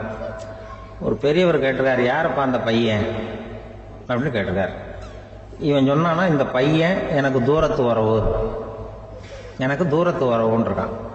சரி, தூரத்து உறவுன்னா எப்படி அப்படின்னு கேட்டிருக்கான். இந்த பையன் எங்க அப்பாவுக்கு 8வது புள்ள அப்படின்னானா. கூட பிறந்தவனே அவ்வளவு தூரமா போயிட்டான், 8வதா பிறந்தான். அப்படி இருக்கு குடும்ப உறவுகள்ங்கிறது. மனுஷனுக்கு வேல்யூ விஞ்ஞானம் எப்படி போட்டிருக்குன்னா, ஒரு மனித உடம்புல இருக்கிற கால்சியத்தை மட்டும் தனியா எடுத்தா ஒரு சின்ன ரூமுக்கு வெள்ளை அடிக்கலாமா. ஒரு மனுஷ உடம்புல இருக்கிற பாஸ்பரஸை மட்டும் தனியா எடுத்தா ஒரு 40 நெருப்பு வச்சு தயார் பண்ணலாம். ஒரு மனுஷ உடம்புல இருக்கிற இந்த கொழுப்பு சத்தை மட்டும் தனியா எடுத்தா ஒரு 7 சோப்பு கட்டி தயார் பண்ணலாம். அது மாதிரி ஒரு மனுஷ உடம்புல இருக்கிற இரும்பு சத்தை மட்டும் தனியா எடுத்தா ஒரு 2 அங்குல ஆணி 2 செய்யலாம். இவ்வளவுக்கும் விலை போட்டா 42 ரூபா 50 காசு. இதுதான் மனுஷனுக்கு விஞ்ஞானம் போட்டிருக்கிற விலை. அது எப்போ அது ஒசரும்னா, அவன் மனுஷனா இருக்கிற வரைக்கும் இருக்கிறப்ப. அதுவும் செத்து போனா அதுவும் கிடையாது, செத்து போனா அதுவும் குறைஞ்சிரும். மிருகங்களுக்கெல்லாம் அப்படி இல்லை, செத்ததுக்கு அப்புறம் விலை கூடும். அங்கெல்லாம் எல்லா ஊர்லயும் பாத்தீங்கன்னா உயிர் கோழி 50 ரூபா, உரிச்ச கோழி 60 ரூபான்னு போட்டிருக்கோம். செத்ததுக்கு அப்புறம் 10 ரூபா அதிகம். மனுஷன் நீ உயிர் மனுஷன் 42 ரூபா 50 காசு, செத்ததுக்கு அப்புறம் 52 ரூபான்னா நீயே வச்சுக்கிடாது, எனக்கு இது கண்டு போட்டு. அவன் எப்போ அவனுக்கு வேல்யூ கூடும்னா, மனிதனாக வாழும்பொழுதுதான் வேல்யூ கூடும். குடும்பத்துல அந்த பாசத்தோட வாழணும்னு கடவுள்கிட்ட கேட்டு சொன்னாங்களே, அதுதான். இந்த சமூகம்ங்கிறது ஒரு பெரிய குடும்பம் தான். அதனாலதான் இந்த நாட்டுக்குள்ள பெருமையை எல்லாரும் ஒற்றுமையா இருந்தா எதையும் சாதிக்கலாம்ங்கிறது தான் இந்த நாட்டுக்குள்ள பெருமை. அப்படி நிரூபிச்சோம். அதனால சமூகம்ங்கிறதும் ஒரு குடும்பம் மாதிரி இருக்கிறது தான் பெருசு. இப்ப சில இதெல்லாம் ஜாதி மத வேறுபாடெல்லாம் நம்முடைய முன்னேற்றத்தை தடுக்கும். விலங்குகள் நம்மளோட மேலானது. அதான் ஒரு ஊர்ல ஒரு சிவன் கோயில் இருந்துதான். சிவன் கோயில்ல அந்த புறாவெல்லாம் வளர்ந்துகிட்டு இருந்திருக்கு. அந்த மாடத்துல, சிவன் கோயில் மாடத்துல புறாவெல்லாம் கூடி இருந்திருக்கு. உடனே அதுக்கு கும்பாபிஷேகம் பண்றதுக்காக ஊர்ல திட்டம் போட்டாங்க. சிவன் கோயிலுக்கு வெள்ளடிக்க ஆரம்பிச்சாங்க. வர்ணம் பூச ஆரம்பிச்சதும் அதுக்கு சாரம் கட்டுவாங்கல்ல, இந்த குச்சியெல்லாம் வச்சு சாரம் கட்டுவாங்க. உடனே இந்த புறாவெல்லாம் என்ன பண்ணிச்சான், இனிமே நம்ம இங்க வெள்ளை அடிக்கிறாங்க, கும்பாபிஷேகம் வருது, நம்ம இங்க குடியிருக்க முடியாது, எதிர்த்தாப்புல எங்க போகலான்னு பார்த்துருக்கு. இந்த உயரம் கோபுரத்துல இருந்த புறாவெல்லாம் எதிர்த்தாப்புல ஒரு மாதா கோயில் இருந்திருக்கு, சர்ச்சு. அங்க சில மாடங்கள்ல புறாவெல்லாம் இருக்குது, சில மாடம் இருக்கு. உடனே நம்மெல்லாம் அங்க போயிடும் கொஞ்சம் காலத்துக்குன்னு எல்லாம் புறப்பட்டு இந்த மாதா கோயிலுக்கு போயிடுது. அங்க போனா அங்க இருக்கிற புறாவோட சேர்ந்து இதுவும் குடியிருந்துட்டு இருக்கு. கொஞ்ச நாள் என்னாச்சு, அங்க கிறிஸ்துமஸ் வந்துட்டுது. கிறிஸ்துமஸ் வந்தது சரி, இங்கேயும் வெள்ளடிக்க ஆரம்பிக்கிறாங்க. நம்ம மறுபடியும் எங்கடா போறதுன்னு பார்த்தா, அங்க இருக்கிற புறாவோட சேர்ந்து இதுவும் சேர்ந்து நேரா ஒரு பள்ளிவாசல் இருந்தது. எதுக்கு அங்க இருக்கிற மாடத்துல போய் அங்க குடியேறிட்டுது எல்லாம். அங்க போனா அங்க ரமலான் மாசம் வந்து ரம்ஜானுக்காக அதையும் புதுப்பிக்க ஆரம்பிச்சாங்க. இது என்ன பண்றதுன்னு சொல்லி இந்த 3 செட்டு புறாவும் சேர்ந்து என்ன பண்ணுச்சு, எங்க போலான்னு பார்த்தா மறுபடியும் அதுக்குள்ள இந்த சிவன் கோயில்ல கும்பாபிஷேகம் முடிஞ்சு போச்சான். முடிஞ்சிருக்கு, அங்க போடுவோம் எல்லாரும் சொல்லி எல்லா புறாவும் அந்த சிவன் கோயிலுக்கு வந்துடுது. அங்க போய் மாடத்துல குடியிருந்துட்டுது. அப்போ திடீர்னு ஒரு நாள் பார்த்தா ஒரே கலவரம் பூமியில எல்லாம் ஒருத்தன் அருவாளை தூக்கிட்டு நிற்கிறான், குச்சி எடுத்து ஒருத்தனை சுட்டுக்கிறான், ஒரே கலவரம், சத்தம், ஒரே மத கலவரம் வந்துட்டுது ஊர்ல. அப்போ புறாவெல்லாம் மாடத்துல இருந்துக்கிட்டு ஒரு குஞ்சு புறா அவங்க அம்மாட்ட கேட்டுதான், இது என்ன இந்த மனுஷனுக்கு என்ன ஆச்சு, அவன் கத்தியை தூக்கிட்டு நிற்கிறானே அப்படின்னு கேட்டுதான். ஒரு குஞ்சு புறா அவங்க அம்மாட்ட கேட்டுதான். அம்மா புறா அம்மா அந்த புறா சொல்லிச்சான், மனுஷனுக்கு இப்போ மதம் பிடிச்சிருக்கு, அதான் கத்தியை தூக்கிட்டு நிற்கிறான் அப்படின்னு இருக்கு. இப்போ நமக்கெல்லாம் பிடிக்கலையே அப்படின்னு தான். அப்போ அந்த புறா சொல்லிச்சான், அந்த பாருமா, நாம் இந்த சிவன் கோயிலில் இருந்தாலும் நமக்கு புறான்னு தான் பேர், இந்த மாதா கோயிலுக்கு போனாலும் நமக்கு புறான்னு தான் பேர், பள்ளிவாசலுக்கு போனாலும் நமக்கு புறான்னு தான் பேர். அந்த மனுஷன் அப்படி இல்லை, அவன் இங்கே இருக்கிற வரைக்கும் இந்துன்னு சொல்லுவான், அங்கே மாதா கோயில் இருந்தான்னா கிறிஸ்தவன்னு சொல்லுவான், பள்ளிவாசலில் இருந்தான்னா முஸ்லீம்னு சொல்லுவான். அப்போ குஞ்சு புறா அது என்ன இப்படி பண்ணுறாங்க மனுஷங்க, இப்போ அவங்கள விட நம்ம வசதி போல் இருக்க, நம்ம தேவலாம் போல் இருக்க அப்படின்னு தான் அந்த குஞ்சு புறா. அப்போ அந்த தாய் புறா சொல்லிச்சான், உண்மைதான், அதனால தான் நம்ம மேலான இடத்துல இருக்கிறோம், அவன் கீழே நிற்கிறான் இன்னமும் அப்படின்னு சொல்லிச்சுதான். அந்த குடும்பம்ங்கிறது, சமுதாயம்ங்கிறது ஒரு பெரிய குடும்பம். அது இந்த புறாகிட்டேருந்து மனுஷன் கற்றுக்க வேண்டியிருக்கு. அப்படி இருக்குது இன்னைக்கு மனுஷனுடைய நிலைமை. அதை புரிஞ்சுக்கணும். அப்படித்தான் ஒவ்வொரு இதுலேயும் நாம் நடந்து கொள்ள வேண்டியிருக்குது. மிருகங்கள்டேருந்து கற்றுக்கிற வாய்ப்பெல்லாம் இருக்குது. அப்படி சொல்லுவாங்க. ஒருத்தன் தன்னுடைய நண்பனை வழியில பார்த்தான். என்னப்பா லெட்டர் போட்டுனே கிடைச்சதா அப்படின்னா, ஓ கிடைச்சதேன்னா அவன். இவன் உடனே, ஏன்டா போய் சொல்ற, நான் உனக்கு லெட்டரே போடல, சும்மா தான் கேட்டேன், உடனே கிடைச்சிட்டுதுங்கிறிய அப்படின்னா. லெட்டர் போட்டேன்னு நீ போய் சொல்றப்போ அது கிடைச்சதுன்னு நான் போய் சொல்லக்கூடாதா அப்படின்னு நானா அவன். இப்படிப்பட்டவங்க சில பேர் இருந்தா கூட இன்னைக்கு கடிதம் மூலமா தொடர்பு கொள்ளாதவங்க இருக்கவே முடியாது. அந்த அளவுக்கு அது அவசியமான ஒன்னாயிட்டுது. இந்த அஞ்சல் அட்டைகள் எப்படி ஆரம்பமாச்சு தெரியுமா? ஆஸ்திரியா நாட்டுல ஒரு பேராசிரியர் இருந்தார். அவர் பேர் இம்மானுவேல் ஹெர்மன். அவர் ஒரு நாள் ஒரு பத்திரிகையில கட்டுரை எழுதினாராம். இது நடந்தது 1869. அவர் எழுதின கட்டுரையில மக்கள் அதிகம் செலவில்லாம ஒருத்தருக்கு ஒருத்தர் தகவல் பரிமாறிக்கிறது எப்படி அப்படிங்கறத பத்தி எழுதியிருந்தார். அதுக்கு சில யோசனைகளை அவரே எழுதியிருந்தாராம். எப்படின்னா, அந்த கட்டுரையை எல்லாரும் படிச்சு பார்த்திருக்கிறாங்க, அவர் சொன்ன யோசனைகள் என்னன்னு. அது அரசாங்கத்தின் கவனத்துக்கு போச்சான். ஆகா, இது அவர் சொல்ற யோசனை நல்லா இருக்கும் போல் இருக்கு அப்படின்னு அவங்களே நினைச்சிருக்கிறாங்க. அவ்வளவுதான். உடனே அந்த யோசனையை நடைமுறைக்கு கொண்டுட்டு வந்தாங்களாம். பேராசிரியர் இம்மானுவேல் ஹெர்மனின் யோசனைப்படி அச்சடிச்ச அரசு முத்திரையோட அரசாங்கம் அஞ்சல் அட்டைகளை வெளியிட ஆரம்பிச்சுதான். 1869 அக்டோபர் 7ஆம் தேதி இது நடந்திருக்கு. உலகின் முதல் அஞ்சல் அட்டை வெளிவந்த நாள் அது. அப்பதான் அதுக்கு பேர் என்ன தெரியுமா? அதாவது கரஸ்பாண்டிங் கார்டு அப்படின்னு பேராது. அதுக்கப்புறம் என்ன ஆச்சுன்னா, உடனடியாக அமெரிக்காவிலேயே இது மாதிரியான கார்டுகளை வெளியிட ஆரம்பிச்சிட்டாங்க. அங்க இதுக்கு என்ன பேர் தெரியுமா? Postal card. அதுக்கப்புறம் 1870 இங்கிலாந்துலயும் இதை வெளியிட்டாங்களாம். அதை வெளியிட்ட முதல் நாள் அன்னைக்கு என்ன நடந்தது தெரியுமா? மக்கள்லாம் ஏதோ நியாய விலை கடையில நிக்கிறது மாதிரி பெரிய பெரிய கியூ வரிசையில நின்று இதை வாங்கினாங்களாம். நம்ம நாட்டுல முதல் அஞ்சலகம் 1927 கல்கத்தாவில் ஆரம்பமாயிருக்கு. இன்னைக்கும் அஞ்சலகம் இல்லாத இடமே இல்லை. அந்த அளவுக்கு அஞ்சல் போக்குவரத்து அதிகமாயிருக்குது. அன்னைக்கு உள்நாட்டுல ஒருத்தருக்கு ஒருத்தர் தகவல் பரிமாற்றம் செய்து கொள்ள மலிவான ஒரு அஞ்சல் அட்டையை அரசாங்கம் வெளியிடலாம் அப்படின்னு பேராசிரியர் எழுதின கட்டுரை இன்னைக்கு எந்த அளவுக்கு ஆகியிருக்கு பாத்தீங்களா? ஒருத்தன் ஒரு தபால் பெட்டிக்கு பக்கத்துல தலைய வச்சுக்கிட்டு அவன் பாட்டுக்கு நின்றுட்டு இருந்திருக்கான். அங்க இருந்து இன்னொருத்தன் கேட்டிருக்கான், என்ன ஆச்சுன்னு. கொஞ்ச நேரத்துக்கு முன்னாடி இந்த தபால் பெட்டியில ஒரு கார்டு எழுதி போட்டேன், விவரம் எல்லாம் நல்லா தான் எழுதியிருக்கிறேன், ஆனா அட்ரஸ் எழுத மறந்துட்டேன் அப்படின்னு நானா. உடனே அவன், அதுக்காக கவலைப்படாத, நான் போட்ட கார்டுல அட்ரஸ் எல்லாம் பின்கோடு உள்பட கரெக்டா எழுதியிருக்கேன், ஆனா விவரம் எழுத மறந்துட்டேன் நானா. கவலைப்படாத, கொஞ்ச நேரத்துல தபால்காரர் வருவார், பெட்டியை திறந்ததும் நம்ம லெட்டர் கேட்டு வாங்கிக்கலாம்னா ஒருத்தன். கொஞ்ச நேரத்துக்கு முன்னாடி அவர் வந்தார், கேட்டேன், அதுக்கப்புறம் தான் மனசுக்கு ரொம்ப கஷ்டமா போச்சு நானா. இவன் ஏண்டான்னு கேட்டிருக்கான். அவன், இது தபால் புட்டு இல்லையா?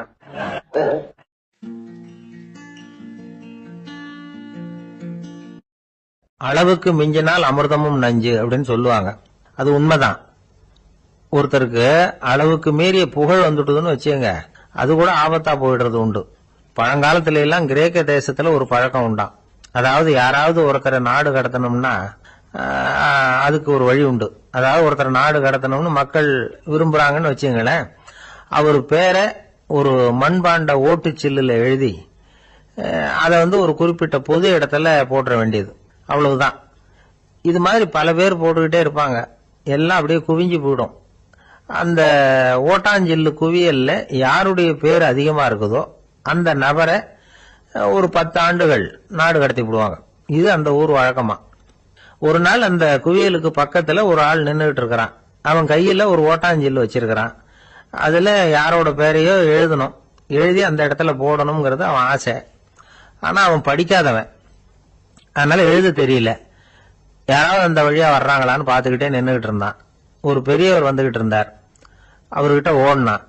கையில இருந்த மண்பாண்ட சில்ல கொடுத்தான். ஐயா, இதுல ஒரு பேர் எழுதி கொடுங்களேன்னா அந்த பெரியவர் அதை வாங்கி கையில வச்சுக்கிட்டு, என்ன பேர் எழுதணும் சொல்லு அப்படின்னா இவன் சொன்னான், அரிஸ்டைடிஸ் அப்படின்னு எழுதுங்க அப்படின்னா. இதை கேட்டதும் அந்த பெரியவருக்கு அதிர்ச்சி. ஏன்னா அவரு தான் அரிஸ்டைடிஸ், தத்துவ மேதை அரிஸ்டைடிஸ் அவர். இருந்தாலும் நான் தான் அதுங்கிறத காட்டிக்காம அந்த ஆளுகிட்ட கேட்டார், அது சரிப்பா, அரிஸ்டைடிஸ்ங்கிற பேரை எழுத சொல்ற, அவர் உனக்கு என்ன கெடுதல் பண்ணார், அவர் பேரை இதுல எழுத சொல்றிய அப்படின்னு கேட்டிருக்கார். அதுக்கு இவன் சொன்னானா, அவர் எனக்கு எந்த கெடுதலும் பண்ணல, அவரை நான் பார்த்தது கூட இல்லை அப்படின்னு இருக்கான். அப்புறம் எதுக்காக அவரை நாடு கடத்தணும்னு நீ ஆசைப்படுற அப்படின்னு கேட்டிருக்கார். இப்போ அந்த ஆளு சொல்றான், அரிஸ்டைடஸ பத்தி எல்லாரும் பேசுறாங்க, அவர் ரொம்ப நல்லவர், அவர் ஒரு பெரிய அறிவாளிங்கிறாங்க, அவர் ஒரு பெரிய வள்ளல், பேரறிஞர், இப்படி எல்லாரும் சொல்றதை கேட்டு கேட்டு எனக்கு ரொம்ப அழுத்து போயிட்டுது, அதனால்தான் வெறுப்பாயிட்டேன் அப்படின்னு நானும். இதுல இருந்து என்ன தெரியுது, நாம நல்லவனா இருக்கிறதுல ஒன்னும் இடைஞ்சல் இல்லை. ஆனா நம்மள நல்லவன் நல்லவன் எல்லாரும் சொல்ல ஆரம்பிச்சுட்டாங்கன்னு வச்சுக்கோங்க, அப்ப இடைஞ்சல் ஆரம்பம்னு அர்த்தம். எதுவுமே அளவுக்கு மிஞ்சி போகாம பாத்துக்க வேண்டியது ரொம்ப அவசியம். அளவுக்கு அதிகமா ஆசைப்படாதவங்கள ஆபிரகாம் லிங்கனும் ஒருத்தரான். அவரு ஒரு தடவை தன்னுடைய நண்பர்கள் கிட்ட பேசிக்கிட்டு இருந்தாராம். ஒருத்தர் கேட்டிருக்கார், ஒரு மனுஷனுக்கு கால்கள் எவ்வளவு உயரம் இருக்கணும் அப்படின்னு கேட்டாராம். இதுக்கு ஆபிரகாம் லிங்கன் சொன்னாராம், அது என்ன, இடுப்புல இருந்து தரையை தொடுற அளவுக்கு உயரம் இருந்தா போதும் அப்படின்னாராம். எது ரொம்பவும் கஷ்டமான காரியம் அப்படின்னு கேட்டார் ஒருத்தர். ஒருத்தருக்கு ஒருத்தர் சண்டை போடாம இருக்கிறது தான் ரொம்ப கஷ்டமான காரியம் அப்படின்னு தோணுது. ஒரு நாட்டுக்கும் இன்னொரு நாட்டுக்கும் சண்டை, நாட்டுக்குள்ளேயே ஒரு குரூப்புக்கும் இன்னொரு குரூப்புக்கும் சண்டை. ஏன் சண்டை போட்டுக்கிறீங்கன்னு கேட்டு பாருங்க, நாங்க சமாதானத்துக்காக தான் சண்டை போட்டுக்கிறோம் அப்படிம்பாங்க. வாழறதுக்காக பிறந்த மனுஷன் லட்சியத்துக்காக உயிரை விட தயார் அப்படின்னு சொல்லிட்டு இருப்பான். அப்படி உயிரை விடுறவங்கள நாமளும் பாராட்டுவோம். ஆனா ஒண்ணுமில்லாத விஷயங்களுக்கெல்லாம் சண்டை போடுறவங்களெல்லாம், அப்படிப்பட்டவங்களையும் சரி உயிரை விடுறவங்களையும் சரி என்னன்னு சொல்றது, யுத்தங்களாலேயும் சண்டைகளாலேயும் நாம் அடையிறது என்னங்கிறது ஒரு பக்கம் இருக்கட்டும், இழக்கிறது என்ன தெரியுமா, ஏராளமான உயிர்கள். ரத்தம் சிந்தறதுக்கு நான் தயார் அப்படின்னு மார்தட்டி சொல்லலாம், ஆனா ரத்தம் சிந்தினா உயிர் காத்துக்கிட்டு இருக்க தயார் இல்லை. அதாவது உயிர் நமக்காக காத்துக்கிட்டு இருக்க தயார் இல்லை. இழக்கிற ரத்தத்தை ஈடு கட்டினாதான் உயிரை காப்பாற்ற முடியும். அதனால இது சம்பந்தமா ஆராய்ச்சி செய்யற கட்டாயம் ஏற்பட்டு போச்சு. அதோட விளைவா புதுசா ஒன்றை கண்டுபிடிச்சிருக்கிறாங்க. அதுதான் செயற்கை ரத்த பொடி. இப்ப இந்த திடீர் சாம்பார் பொடி, திடீர் ரசப்பொடி, திடீர் காப்பி பொடி இப்படிலாம் சொல்றோம்ல, அது மாதிரி இது திடீர் ரத்த பொடி. இஸ்ரேல் ஒரு சின்ன நாடு, மக்கள் தொகை குறைச்சல், அதோட போர்கள் வேற. அதனால காயம்பட்டவங்களை காப்பாற்றியே தீர வேண்டிய கட்டாயம். காப்பாற்றணும்னா ரத்த இழப்பை தடுக்கணும். அப்படின்னா உடனடியாக புது ரத்தம் செலுத்தி ஆகணும். திடீர்னு ரத்தம் வேணும்னா எங்கே போகிறது? அதுவும் கிடைக்கிற ரத்தம் சேர்ற குரூப்பாக இருக்கணும். ஒரு வேடிக்கை பார்த்தீங்களா, நான் வேற குரூப்பு நீ வேற குரூப்புன்னு இவன் சண்டை போடுறான். இதில் அடிபட்டவனுக்கு ரத்தம் கொடுக்க போனால் அதுலேயும் அது வேற வேற குரூப்பாக இருக்குது. அது ரத்தமும் வேற வேற குரூப்புன்னு சொல்லிட்டு இருக்குது. எந்த குரூப்பு ரத்தம் வேணும், அது உடனடியாக கிடைக்கலன்னா என்ன பண்ணுறது? இப்படிப்பட்ட கஷ்டம்லாம் நமக்கு வந்துடுது. இதுக்காக தான் விஞ்ஞானிகள் இந்த ரத்த பொடியை கண்டுபிடிச்சிருக்கிறாங்க. அதாவது ஒரு ஆள் அடிபட்டு போட்டான்னு வச்சுங்களேன், அவனுக்கு ரத்தம் கிடைக்கல, உடனே என்ன பண்ணலாம், இந்த சுத்தப்படுத்தப்பட்ட தண்ணீரை கொஞ்சம் எடுத்துக்க வேண்டியது, அதில் இந்த ரத்த பொடியை கரைக்க வேண்டியது. இப்போ இந்த செயற்கை ரத்தம் தயாராகிட்டுது. இதை அந்த ஆள் உடம்புல ஏற்றி விட்டுற வேண்டியது. இயற்கையாக நம்ம உடம்புல இருக்கிற ரத்தம் என்னென்ன வேலை செய்யுதோ அதே வேலையை இதுவும் செய்யும். அதாவது ஆக்சிஜனை உடம்புல எல்லா இடத்துக்கும் எடுத்துகிட்டு போகுது. அந்த வேலையை இந்த செயற்கை ரத்தமும் செஞ்சுருது. ஆனால் ஒரு விஷயம், இந்த செயற்கை ரத்தம் ஒரு அவசரத்துக்கு தான் உபயோகப்படுத்தலாம், ஒரு முதல் உதவி மாதிரி. அதை அப்படியே நிரந்தரமாக விட்டுற முடியாது. பின்னாடி தேவையான குரூப் உண்மையான ரத்தம் கிடைச்ச உடனே அதை செலுத்திக்கணும். உண்மையான ரத்தத்தை 20லேருந்து 40 நாள் வரைக்கும் தான் பாதுகாக்க முடியும். அதுவும் குளிர்பதன பெட்டியில். அதுக்குள்ளே உபயோகப்படுத்தலைன்னா அது வீணாக போயிடும். இந்த ரத்த பொடி அப்படி இல்லை, எவ்வளோ நாள் வேணும்னாலும் அப்படியே வச்சுருக்கலாம். குளிர்பதன பெட்டியும் தேவையில்லை. ஆனால் ஒன்று, இது தண்ணியில் கலந்து செயற்கை ரத்தமாக ஆக்கிவிட்டா அதோட வலு 72 மணி நேரம் தான், அதாவது 3 நாள். அதுக்குள்ளே அந்த ஆசாமியை எங்கேயாவது ஆஸ்பத்திரிக்கு தூக்கிட்டு போய் உண்மையான ரத்தத்தை கொடுத்துடணும். சண்டையில் அடிபடுறவங்க, சாலை விபத்தில் அடிபடுறவங்க, இவங்களுக்கெல்லாம் அவசரத்துக்கு கை கொடுத்து உதவுறது இந்த செயற்கை ரத்த பொடி. அதுக்கப்புறம் நாம் கொடுக்குற ரத்தம் தான் அவங்கள காப்பாற்றணும். இன்னைக்கு ரத்தத்தை தானமாக கொடுக்க தயாராக இருக்கிற நல்ல உள்ளங்கள் ஏராளம். எவ்வளவு ஆக்சிடென்ட், ஆப்ரேஷன், இதில் சம்மந்தப்பட்டவங்களை காப்பாற்றுறது நாம் தானமாக கொடுக்குற ரத்தம் தானே. ஒரு ஆக்சிடென்ட்டு, ஒரு ஸ்கூட்டர் ஒரு ஆள் மேலே மோதி விட்டுது. பார்த்து வரக்கூடாதா அப்படின்னு அந்த ஆள், நீ தான் பார்த்து நடக்கணும், ஏன்னா 20 வருஷமாக நான் அந்த ஸ்கூட்டரை ஓட்டிகிட்டு இருக்கிறேன் அப்படின்னு நானா இவன். இதுக்கு அவன் சொன்னானா, நீ தான் பார்த்து ஓட்டணும், ஏன்னா 40 வருஷமாக நான் இப்படி நடந்துகிட்டு இருக்கிறேன் அப்படின்னு நானா. ஒருத்தர் ஓடி வந்தார், இன்னொருத்தரை பார்த்து, சார் உங்கள் சைக்கிளை ஒரு நாள் இரவல் கொடுங்களேன், பக்கத்து ஊருக்கு போயிட்டு வர வேண்டியிருக்கு அப்படின்னார். இவர் சைக்கிளை கொடுத்து பத்திரமா கொண்டுட்டு போங்கன்னார். சார் இதை பத்திரமா கொண்டு போகிறேன், கவலையே வேணாம், ஏன்னா இது உங்களோட சைக்கிள் அப்படின்னு நான் நினைக்கல, என்னோட சைக்கிளாக நினைக்கிறேன் அப்படின்னார். அதுக்கப்புறம் தான் இவருக்கு உண்மையாகவே பயம் வந்துட்டுது. ஏன்னா அவர் சொன்னது மாதிரி அதை தன்னோட சைக்கிளாகவே நினச்சி தள்ளிட்டு போட்டா என்ன பண்ணுறது. எது எதை நம்முடையதா நினைக்கணுங்கிறதுக்கு ஒரு வரையறை இருக்கு. சில பேர் ஆஃபீஸையே வீடாக நினச்சி விடுறது உண்டு. அப்படிப்பட்டவங்க கூட வீட்டை ஆஃபீஸாக நினைக்கிறது இல்லை. ஏன்னா வீட்டில் இவர் ஆஃபீஸராக நடந்துக்க முடியறதில்லை. இதெல்லாம் ஒரு பக்கம் இருக்கட்டும், இப்போ விஷயத்துக்கு வருவோம். பொறியியல் மேதை டாக்டர் விஸ்வேஸ்வரய்யா இருந்தார் இல்லையா, பாரத ரத்னா விருதெல்லாம் கொடுத்தாங்களே. ஆஃபீஸ் வேலை வேற, சொந்த வேலை வேற அப்படிங்கிறதுக்கு ஒரு உதாரணமாக இருந்தவர் அவர். மைசூர் மகாராஜா கிட்ட திவானா இருந்தார். அவர் ஒரு நாள் அரசாங்க வேலை காரணமாக வெளியூர் போயிருந்தார். ஹாசன்கிற ஊருக்கு பக்கத்தில் ஒரு பயண மாளிகை, அங்கே தங்கிவிட்டார். ராத்திரி அங்கே தங்கி இருந்துட்டு விடிஞ்சதும் ஊருக்கு திரும்புறதாக திட்டம். ராத்திரி தூங்குறதுக்கு ரொம்ப நேரம் ஆயிட்டுது. ரொம்ப நேரம் வரைக்கும் அரசாங்க சம்பந்தப்பட்ட வேலைகளையே பார்த்துக்கிட்டு இருக்கிறார். அரசாங்க ஃபைல்கள் நிறைய இருந்தது. அதையெல்லாம் ஒவ்வொன்றா எடுத்தார், படித்து பார்த்தார், பரிசீலனை பண்ணார். அதில் எழுத வேண்டியதை எழுதினார், கையெழுத்து போட்டார். ஒரு வழியாக அந்த வேலையெல்லாம் முடிஞ்சுது. அதுக்கப்புறம் என்ன பண்ணார்னா, தன்னுடைய சூட்கேஸை திறந்தார். அதிலிருந்து 2 மெழுகுவத்தியை எடுத்து கொளுத்தி வச்சார். அந்த பயண மாளிகையில் அது வரைக்கும் எரிஞ்சுக்கிட்டு இருந்த மின்சார விளக்குகளை அணைச்சுட்டார். அதுக்கு பிறகு அந்த மெழுகுவத்தி வெளிச்சத்தில் சில புத்தகங்களை தொடர்ந்து படிக்க ஆரம்பிச்சிட்டார். அந்த பயண மாளிகையில் பணியாளராக இருந்தவர் இதை பார்த்துட்டு ஓடி வந்தார். மறுபடியும் மின் விளக்க போடுறதுக்காக போனார். விஸ்வேஸ்வரய்யா அதை பார்த்துட்டு போட வேணாம்ட்டாராம். இதுவரைக்கும் நான் அரசாங்க அலுவல்களை கவனிச்சுக்கிட்டு இருந்தேன், அதனால மின் விளக்குகள் அப்போ எரிஞ்சதில் தப்பு இல்லை. இப்போ நான் புத்தகம் படிச்சுக்கிட்டு இருக்கேன், இது என்னுடைய சொந்த வேலை. இங்கே இருக்கிற மின் விளக்கு அதுக்காக ஏன் எரியணும் அப்படின்னு கேட்டாராம். இப்போ இருக்கிற சில அரசு பணியாளர்கள் கிட்ட இந்த சம்பவத்தை பேச்சோட பேச்சா சொல்லி பார்த்தேன். அவங்களால இதை ஜீரணிக்கவே முடியல. நேர்மை தேவைதான் சார், அதுக்காக அவ்வளவு தூரத்துக்கு அது தேவையா அப்படிங்கிறாங்க. விஸ்வேஸ்வரய்யா அப்படி பண்ணினது தான் ஒரு நேர்மையாளர் அப்படின்னு இந்த உலகத்துக்கு நிரூபிக்கணுங்கிறதுக்காக இல்லை. தான் அப்படி நடந்து காட்டினா தன்னை சுற்றி இருக்கிறவங்களும் அதை கேள்விப்படுறவங்களும் முடிஞ்ச அளவுக்கு பொது வாழ்க்கையில், அரசு பணியில் நேர்மையை கடைபிடிக்க முயற்சி பண்ணலாமே அப்படிங்கிறதுக்காகத்தான். இப்பவும் சில பேர் இருக்கிறாங்க, இவங்க ஆஃபீஸ் வேற வீடு வேறன்னு நினைக்கிறது இல்லை, அவ்வளவு உரிமை. ஒருத்தர் அப்படிதான், அவருக்கு அவசரமா 5000 ரூபாய் தேவைப்பட்டது. ஆபீஸ் பணத்தை எடுத்துக்கிட்டார். அந்த நேரம் பார்த்து ஆடிட் வந்துட்டுது. ஆப்பிட்டுக்கிட்டார். விசாரணை நடக்குது. அவர் சொல்றார், சார் நான் நேரம் காலம் பார்க்காம ஆபீஸில் வேலை செய்வேன், ஏன்னா அதை என்னோட ஆபீஸா நினைக்கிறேன். அவசரத்துக்கு அந்த பணத்தை எடுத்தேன், மறுபடியும் வச்சுடலாம்னு தான் இருந்தேன், அதுக்குள்ள இப்படி ஆயிட்டுது. நீங்க என்ன நினைச்சாலும் சரி, நான் ஆபீஸ் வேற வீடு வேற அப்படின்னு நினைக்கிறது இல்லை, அது என்னோட சுபாவம் அப்படின்னார். விசாரணை பண்ணவர் தீர்ப்பு வழங்கினார். உங்க சுபாவத்துக்கு மதிப்பு கொடுத்து நானும் தீர்ப்பு வழங்குறேன். நீங்க கொஞ்ச நாள் ஜெயிலில் இருந்துட்டு வாங்க, அது உங்களுக்கு கஷ்டமா இருக்காதுன்னு நினைக்கிறேன். ஏன்னா அங்க போனாலும் நீங்க உங்க சுபாவப்படி வீடு வேற ஜெயில் வேறன்னு நினைக்க மாட்டீங்க அப்படின்னாராம். திபேத் நாட்டுல புத்த மடாலயங்கள் நிறைய உண்டு. அதுக்கு ஒரு தலைமையகமும் உண்டு. அது இந்த திபேத் தலைநகரம் லாசாவில் இருக்குது. ரொம்ப காலத்துக்கு அப்பால அதை பற்றியெல்லாம் நிறைய விவரங்கள் எழுதி வச்சிருக்கிறாங்க. அது இப்போவும் நமக்கு கிடைக்குது. அதாவது ரொம்ப தூரத்துக்கு அந்தாண்ட மலைகளுக்கு நடுவில் ஒரு கிளை மடாலயம். அந்த மடத்தின் தலைவருக்கு வயசாயிட்டு தான். அதனால தலைமை பொறுப்பை வேற ஒருத்தர்கிட்ட ஒப்படைக்கலாம் அப்படின்னு முடிவு பண்ணாராம்.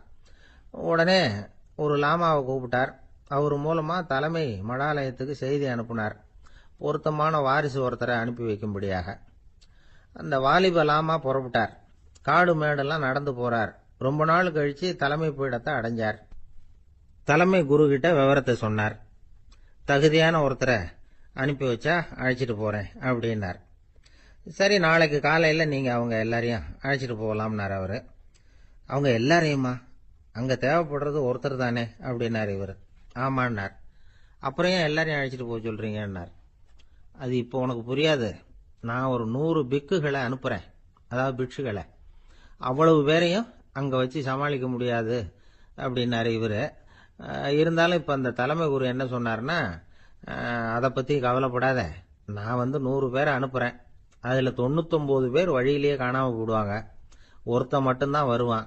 அவனும் அங்க சேர்ந்துட்டானா நீ ரொம்ப கொடுத்து வச்சவன் அப்படின்னார். இவருக்கு ஒன்றும் புரியல. இருந்தாலும் மறுநாள் அந்த வாலிப லாமா 100 பேரை அழைச்சிட்டு புறப்பட்டார். போற வழியிலேயே பல பேர் அங்கங்க பிச்சுட்டு போயிட்டாங்க. அவர் சொன்னது மாதிரியே வழியில அவங்க ஊர்கள் இருந்தது தான் காரணம். அப்பா அம்மாவை பார்த்துட்டு வரேன் அப்படின்னு கொஞ்சம் பேர் போனாங்க. சொந்த பந்தத்தை பார்த்துட்டு வரேன் அப்படின்னு கொஞ்சம் பேர். ஒரு வாரம் ஆச்சு. இப்ப மிஞ்சினது 10 பேர் தான். வழியில ஒரு நகரம். அங்க சில பிட்சுக்கள் சந்திச்சாங்க. எங்க மடத்து தலைவர் இறந்துட்டார், உங்கள யாராவது ஒருத்தர் எங்களுக்கு தலைவராக முடியுமா அப்படின்னு கேட்டாங்க. 10 பேரும் தயார். அதுல ஒருத்தரை அழைச்சிட்டு அவங்க போயிட்டாங்க. இன்னொரு ஊர்ல சில பேர் வந்தாங்க, வழி மறிச்சாங்க.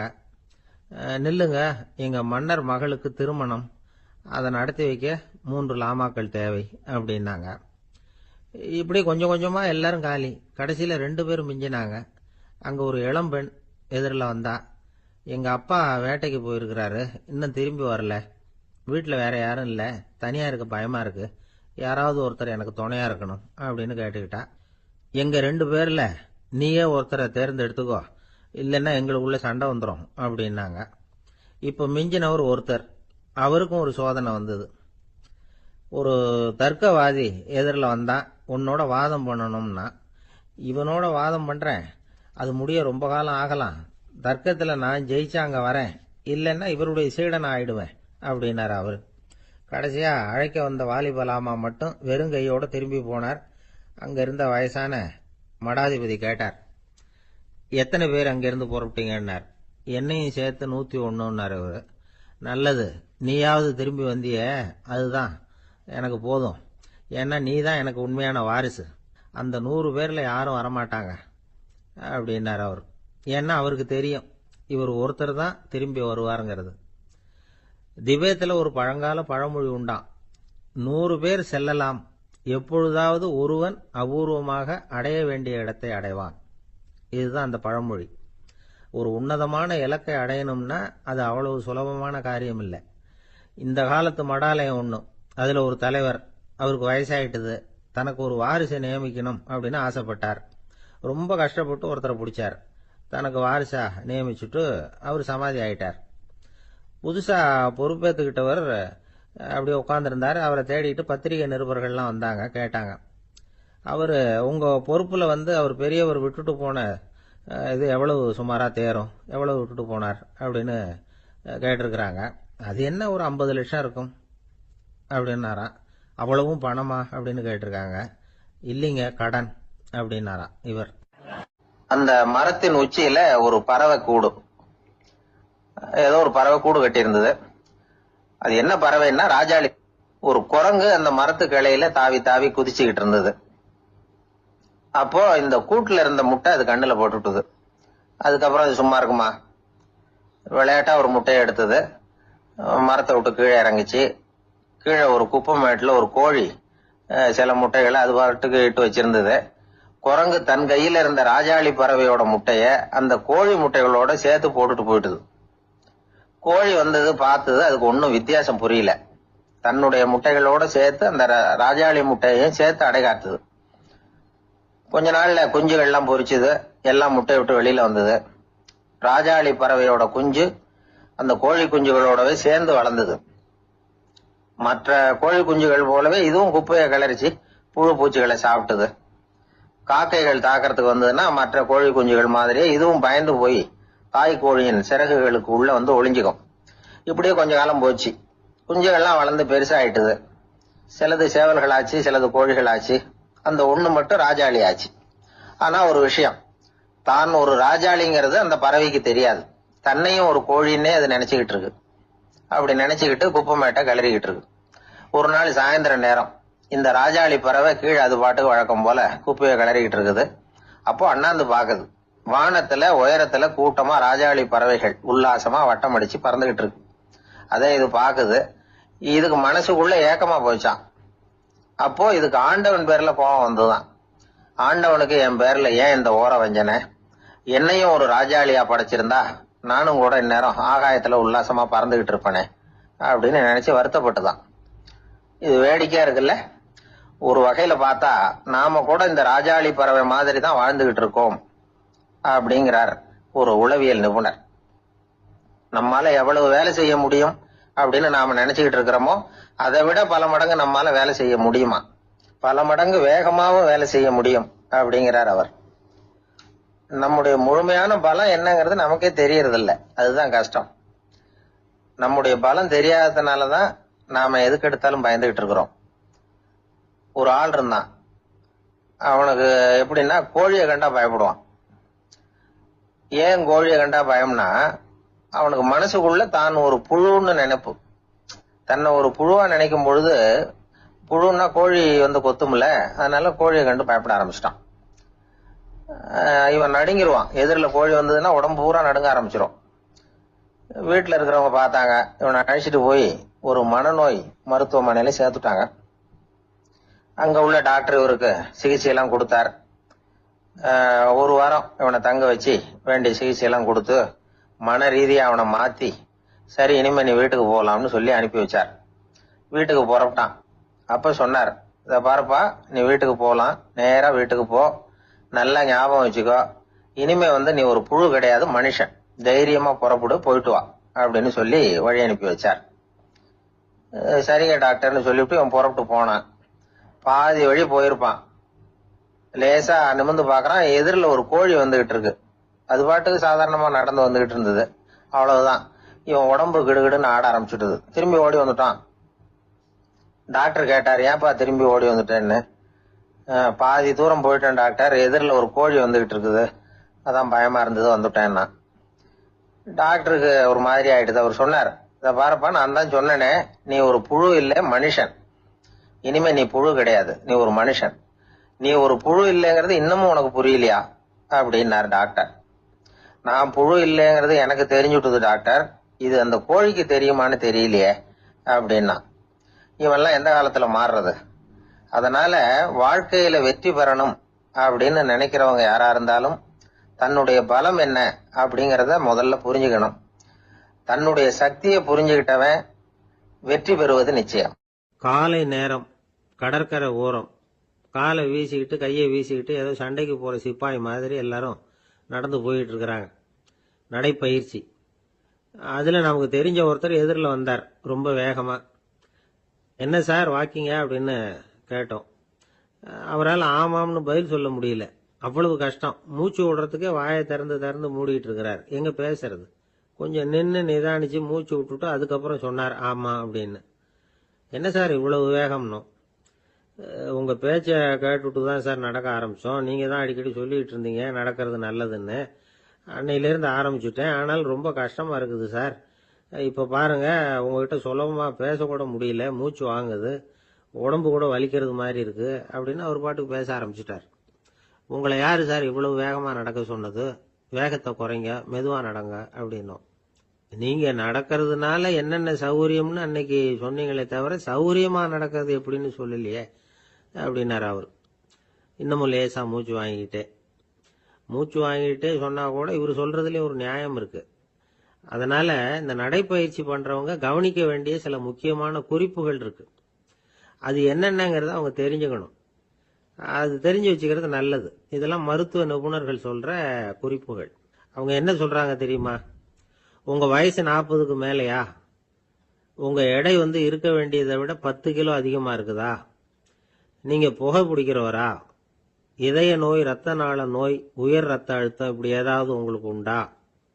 அப்படின்னா நீங்க உங்க இஷ்டத்துக்கு வரிஞ்சு கட்டிக்கிட்டு நடைப்பயிற்சி பண்ண ஆரம்பிச்சிடாதீங்க. முதல்ல ஒரு மருத்துவ பரிசோதனை பண்ணிக்கங்க, அதுதான் நல்லது அப்படின்னு அவங்க சொல்றாங்க. நடக்கிறப்போ, உடற்பயிற்சி செய்யறப்போ மார்பு பகுதியில அல்லது வேற எங்கேயாவது தொடர்ந்து வலி இருந்ததுன்னா பயிற்சியை நிறுத்தி விட்டு டாக்டரை போய் பார்க்கணும். நடைப்பயிற்சி பண்றப்போ உங்க சக்திக்கு தகுந்த மாதிரி மெதுவா அதிக கஷ்டம் இல்லாம முன்னேறலாம். அங்க என்ன போட்டியா வைக்கிறாங்க? முந்திக்கிட்டு போய் என்ன பண்ண போறோம்? பரிசா வாங்க போறோம். அதனால நிதானம் அவசியம் அப்படிங்கிறது அவங்க ஆலோசனை. தொந்தரவு கொடுக்காத ஷூ, ட்ரெஸ் இதுகளை உபயோகப்படுத்துங்க. பாதத்துல ஆடு தசை இருக்குல்ல, அங்க ஏதாவது பிரச்சனை இருந்ததுன்னா டாக்டரை பாருங்க. இந்த பாதத்துல வலி வரும் அந்த இடத்துல. வெயில் காலமா இருந்தா தலைக்கு தொப்பி வச்சுக்கோங்க. பனியில நடந்தாலும் அப்படித்தான். தலையை பத்திரமா பாத்துக்குங்க. நம்ம கிட்ட ஏதோ கொஞ்சம் உருப்படியா தெரியறது அதுதானே. உடற்பயிற்சிக்கு முன்னாடி பின்னாடி பயிற்சி செய்யறப்போ நிறைய தண்ணி குடிக்கலாமா. முதல் 1 மாசத்துக்கு கொஞ்சம் தளர்த்தியா சாவகாசமா நடக்கலாம். மணிக்கு 3 அல்லது 4 கிலோமீட்டர் வேகம்னு வச்சுங்களேன். அதுக்கப்புறம் வேகத்தை அதிகப்படுத்தலாம். மணிக்கு 6 அல்லது 8 கிலோமீட்டர் அளவுக்கு நடக்கலாம். நல்லா கையை வீசிக்கிட்டு நடக்கணும். மூச்சு விடுற எண்ணிக்கை அதிகரிக்கணும். இது மாதிரி ஒரு 30 நிமிஷம் நடக்கலாம். தனியா நடந்து போறதுக்கு உங்களுக்கு என்னமோ மாதிரி இருக்குதா? கூட யாரையாவது சேர்த்துக்குங்க. ஒரு குரூப்பா சேர்ந்து போகலாம். நடக்கிறதுங்கிறத ஒரு சந்தோஷமான சமாச்சாரமா ஆக்கிக்கணும். தினம் இப்படி நடக்க வேண்டி இருக்குதே அப்படின்னு புலம்பிக்கிட்டே போகக்கூடாது. சில பேர் நடக்கிறப்போ கடந்த காலத்தை அசை போட்டுக்கிட்டே போவாங்க. சில பேர் வருங்காலத்தை அசை போட்டுக்கிட்டே போவாங்க. சில பேர் முக்கியமான திட்டம்லாம் இப்படி நடக்கிறப்பதான் தீர்மானம் பண்ணுவாங்க. நடக்கிறதுனால மன இறுக்கம் குறையுது, பரபரப்பு குறையுது, மன ஆற்றல் பெருகுது, தன்னம்பிக்கை வளருது, முதுமை தள்ளி போகுது, செயல்திறன் அதிகரிக்குது. இதை தவிர உடம்புக்கும் பல விதமான சௌகரியங்கள் ஏற்படுது. அதனால இதுவரைக்கும் நடக்க ஆரம்பிக்காதவங்க இனிமே இந்த குறிப்புகளை கவனத்தில் வச்சுக்கிட்டு நடக்க ஆரம்பிச்சுடலாம். சார்லஸ் லேம்ப் அப்படின்னு ஆங்கில இலக்கிய மேதை ஒருத்தர், அவர் ஒரு தரம் உடம்பு சரியில்லைன்னு டாக்டர் கிட்ட போனாராம். டாக்டர் அவரை பார்த்துட்டு, நீங்க தினமும் காலையில வெறும் வயத்துல நடக்கணும் அப்படின்னாராம். வெறும் வயத்துல நடக்கிறதுக்கு நான் தயார், ஆனா வயிறு கிடைக்கணுமே சார். யார் வயத்து மேல நடக்கிறது டாக்டர் அப்படின்னு கேட்டாராம் இவர். ஒரு நண்பர் யாருக்கோ போன் பண்ணிட்டு இருந்தார். அவர் பேசி முடிச்சதும் நான் அவரை பார்த்து, இப்போ போன் பண்ணீங்களே அந்த போன் நம்பர் என்ன அப்படின்னு கேட்டேன். அவரு தலையை சொரிஞ்சுக்கிட்டார். ஞாபகம் வரலன்னார். சரி சார், அதை விடுங்க, உங்க மனைவி பேர் என்ன அப்படின்னு கேட்டேன். மாலதின்னார். என்ன சார் இது வேடிக்கை? கொஞ்ச நேரத்துக்கு முன்னாடி பேசின போன் நம்பர் மறந்து போச்சு. எப்பவோ கல்யாணம் பண்ணிக்கிட்ட மனைவி பேர் மறக்கல, அதான் கரெக்டா சொல்லிவிட்டீங்களே அப்படின்னு கேட்டேன். அவர் என்ன ஒரு மாதிரியா பார்த்தார். அவரு அப்படி என்ன பார்த்ததுல ஒன்றும் தப்பு இல்லை. ஏன்னா நாம எல்லாருமே அப்படித்தானே. ஒரு குறிப்பிட்ட காரியத்துக்காக தொலைபேசியில ஒருத்தட்ட பேசுறோம். அதுக்கப்புறம் அந்த எண் நமக்கு அனாவசியம், அதனால மறந்துடுறோம். இதுக்கு பேர் தான் தற்காலிக ஞாபகம். ஆனா மனைவி பேரை மறந்துட முடியுமா? முடியாது. அது அவசியமான ஒண்ணு. அடிக்கடி அந்த பேரை உபயோகப்படுத்துறோம். அதனாலேயும் அது முக்கியங்கிறதுனாலேயும் அதை மறக்கிறது இல்லை. இதுக்கு பேரு நிரந்தர ஞாபகம். சரி, இந்த தற்காலிக ஞாபகம், நிரந்தர ஞாபகம், இது 2 ஞாபக அளவுகளையும் கட்டுப்படுத்துறது எது அப்படின்னா மூளைக்குள்ள நடக்கிற மின்சார நடவடிக்கைகள் தான். தற்காலிக ஞாபகம் ஒரு மின்னல் மாதிரி தோன்றி மறையுது. நிரந்தர ஞாபகம் ஒரு படிவம் போல மூளையில படிஞ்சுடுது. ஒரு சம்பவத்தின் பல பிரதிகள் மூளையில பல்வேறு பகுதிகளிலேயும் படியறதுனால ஒன்னு மறைஞ்சாலும் மறந்தாலும் இன்னொன்னு மறையறதில்ல. இப்படிப்பட்ட நிலைமையில தான் இந்த தொண்டையில இருக்கு, வாயில வரமாட்டேங்குது சார் அப்படிமா. ஒருத்தருக்கு எந்த துறையில ஆர்வமும் ஈடுபாடும் அதிகமோ அது சம்பந்தமான ஞாபக சக்தி அதிகமா இருக்கும். தொழிலை விரும்புகிற ஒரு டெலிபோன் ஆபரேட்டருக்கு எண்கள்லாம் நல்ல ஞாபகம் இருக்கும். அது மாதிரி கவிஞர்களுக்கு வார்த்தைகள் நல்ல ஞாபகத்தில் இருக்கும். இது ஒரு பக்கம் இருந்தாலும் ஒரு மூளை எண்களை விட எழுத்துக்களை விட படங்களை ரொம்ப சுலபமா ஞாபகத்துல வச்சுக்குது. புரிஞ்சுக்கிற தன்மை, அனுபவம், புத்தி கூர்மை இது கூடி குறையறத பொறுத்து ஞாபக சக்தியும் ஏறும் இறங்கும். இப்போ உதாரணத்துக்கு ஒரு பையனுக்கு படித்தது எதுவும் ஞாபகத்தில் இல்லைன்னா அவன் அதை சரியாக புரிஞ்சுக்கலன்னு அர்த்தம். இந்த மறதிங்கிறது எந்த சமயத்தில் ஒரு பிரச்சனை ஆகுது தெரியுமா? உங்களுக்கு வேண்டியப்பட்ட ஒருத்தரை ஞாயிற்றுக்கிழமை சாயந்தரம் சரியாக 5 மணிக்கு கடற்கரைக்கு வர சொல்லிவிட்டு அந்த நேரத்தை மறந்துட்டா அது பரவாயில்ல, வர சொன்னதையே மறந்துட்டாதான் நிலைமை மோசம்னு அர்த்தம். இப்படி இருந்தா இது சிகிச்சை எடுத்துக்க வேண்டிய நிலைமைங்கிறத புரிஞ்சுக்கணும். ஆமா, இதுக்கும் மருந்து இருக்கு. ஆனா மூளை குறிப்பிட்ட அளவுக்கு கீழே இயங்குறப்போ இன்னொன்னு சொல்லுவாங்க, இந்த நியூரோ டிரான்ஸ்மிட்டர் அப்படின்னு சொல்லுவாங்க. அப்படிங்கிற மூளை ரசாயனம் ரொம்பவும் குறைஞ்சி போறப்போ மட்டும்தான் உபயோகப்படும். டாக்டர் என்ன சொல்றாங்க தெரியுமா? மூளையை பொறுத்த வரைக்கும் அதுல ஞாபக சக்தி அதிகமா உள்ள மூளை, மறதி உள்ள மூளை அப்படின்னு ஒன்றும் கிடையாது அப்படிங்கிறாங்க. நினைவு வச்சுக்கிறதுக்கு பயிற்சி அளிக்கப்பட்ட மூளை, பயிற்சியற்ற மூளை அப்படின்னு வேணும்னா சொல்லலாம் அப்படின்னு சொல்றாங்க. அதனால நம்ம ஞாபக சக்திங்கிறது நம்ம கிட்ட இருக்கிற பயிற்சி, முயற்சி இதை பொறுத்து தான் அமையும். ஒருத்தர் ஒரு பென்சிலை எங்கேயோ வச்சுக்கிட்டு தேடிக்கிட்டு இருந்தார். அப்புறம் என்னமோ தீவிரமா யோசனை பண்ணி அதை ஞாபகப்படுத்தி பார்த்துக்கிட்டு இருந்தாராம். எதிரில் உட்கார்ந்து இருந்தவர் சொன்னார், பென்சிலை தானே தேடிட்டு இருக்கீங்க, அது உங்க வலது காதுல இருக்குது சார் அப்படின்னாராம் அவரு. இதுக்கு அவரு சொல்லியிருக்காரு, பென்சிலை வலது காதுல தான் வச்சிருக்கேங்கிறது எனக்கு நல்லா ஞாபகம் இருக்கு, ஆனா எது வலது காதுங்கிறது தான் மறந்து போச்சு அப்படின்னாராம். அவர் அதை தான் யோசிச்சுட்டு இருந்திருக்கிறார். வயிறு பசிக்குதேங்கிறது சிலரோட கவலை, வயிறு பசிக்க மாட்டேங்குதே அப்படிங்கிறது சில பேரோட கவலை. 2 விதமான கவலைக்கும் வயிறு தான் காரணமா இருக்குது. வயிறு பசிச்சதுன்னா அது இயற்கை, வயிறு பசிக்கலைன்னா அது வியாதி. ஆனா பசியையும் நாம பசிப்பிணி அப்படின்னு தான் சொல்லுவோம். என்ன காரணம்? வியாதியை போக்க வேண்டியது எவ்வளவு முக்கியமோ அதை விட முக்கியம் பசியை போக்க வேண்டியது. ஒரு சமுதாயத்துல பசிப்பிணியே இருக்கக்கூடாது, அதுதான் நல்ல சமுதாயம். பசியை போக்கணும்னா சாப்பாடு போடணும், பசியின்மையை போக்கணும்னா வைத்தியம் தான் பண்ணணும். இது சம்பந்தமா எவ்வளவோ ஆராய்ச்சிகள் நடக்குது, நிறைய மருந்து கண்டுபிடிச்சிருக்கிறாங்க. நம்ம உடம்புல பசியை தூண்டக்கூடிய பகுதி எது, இதை முதல்ல தெரிஞ்சுக்கணும் இல்லையா? நாம சாப்பிடுற ஆகாரம் செரிக்கிறதுக்கு எது காரணம் தெரியுமா? நம்ம மூளையோட பின்பகுதி தான் அதுக்கு காரணமா இருக்குதாம். மூளையின் பின்பகுதியில நரம்பு செல்களால் ஆன 2 வகையான ஆரக்சின்கள் தான் பசியை உண்டாகுது அப்படின்னு கண்டுபிடிச்சிருக்கிறாங்க. 2 ஆய்வாளர்கள் இதை கண்டுபிடிச்சிருக்காங்க. அவங்க 2 பேரும் டெக்சாஸ் பல்கலைக்கழகத்துல ஹார்வர்டு ஹக்ஸ் மருத்துவ கல்வி நிலையத்தில் பணிபுரிகிறவங்களாம். உண்பது தேவைங்கிறது உணரப்படும் போது மூளையின் அந்த குறிப்பிட்ட பகுதி ஆரக்சின் அப்படிங்கிற ஹார்மோன்களை சுரக்கும். அது பசி உணர்வை தூண்டும் அப்படிங்கிறது தான் அந்த ஆய்வாளர்களின் கண்டுபிடிப்பு. இந்த ஆரக்சின் வேற சில உயிரினங்கள்லயும் உண்டு. இப்ப எலிகள்ல கூட இது இருக்குது. அதனால எலிகளை வச்சு இது சம்பந்தமா ஆராய்ச்சி பண்ணாங்க. எலிகள் உடம்புல ஆரக்சினை செலுத்தி பார்த்தாங்க. உடனே என்னாச்சு தெரியுமா? அந்த எலியெல்லாம் பசியால துடிக்க ஆரம்பிச்சுட்டுது. எதையாவது தின்னு பசியை தீர்த்தா போதுங்கிற அளவுக்கு அந்த எலிகள்லாம் அல்லாட ஆரம்பிச்சுட்டுது. இயல்பா சாதாரணமா அந்த எலிகள் எவ்வளவு சாப்பிடுமோ அது மாதிரி 8 முதல் 10 மடங்கு அதிகமான ஆகாரத்தை 1 மணி நேரத்துக்குள்ள சாப்பிட்டு தீர்த்துட்டுதான். சில எலிகளின் மூளையில இந்த ஆரக்சின் அளவை கட்டுப்படுத்தி பார்த்திருக்கிறாங்க. உடனே என்னாச்சு தெரியுமா? அதெல்லாம் சாப்பாட்டை கண்டா முகத்தை திருப்பிட்டு போக ஆரம்பிச்சுட்டுதான். அந்த எலிகளுக்கு பசி எடுக்கலையாம். இந்த ஆராய்ச்சியின் அடிப்படையில பசியை எடுக்காமல் இருக்கிற மனிதர்களுக்கும் பசியை தூண்ட முடியும் அப்படின்னு சொல்லி ஆராய்ச்சியாளர்கள் தெரிவிச்சிருக்கிறாங்க. ஆக ஆரக்சின் தான் பசிக்கு காரணம்ங்கிறது தெரிஞ்சு போச்சு. சரி, இந்த ஆரக்சின் அப்படின்னா என்ன? அது ஒரு கிரேக்க சொல், அதுக்கு பசின்னு அர்த்தம். நம்ம ஆளுங்களுக்கெல்லாம் பசியை தூண்டுறதுக்கு மருந்து தேவையில்லை, பசியை குறைக்கிறதுக்கு தான் மருந்து தேவை. ஒரு அம்மா டாக்டரை தேடி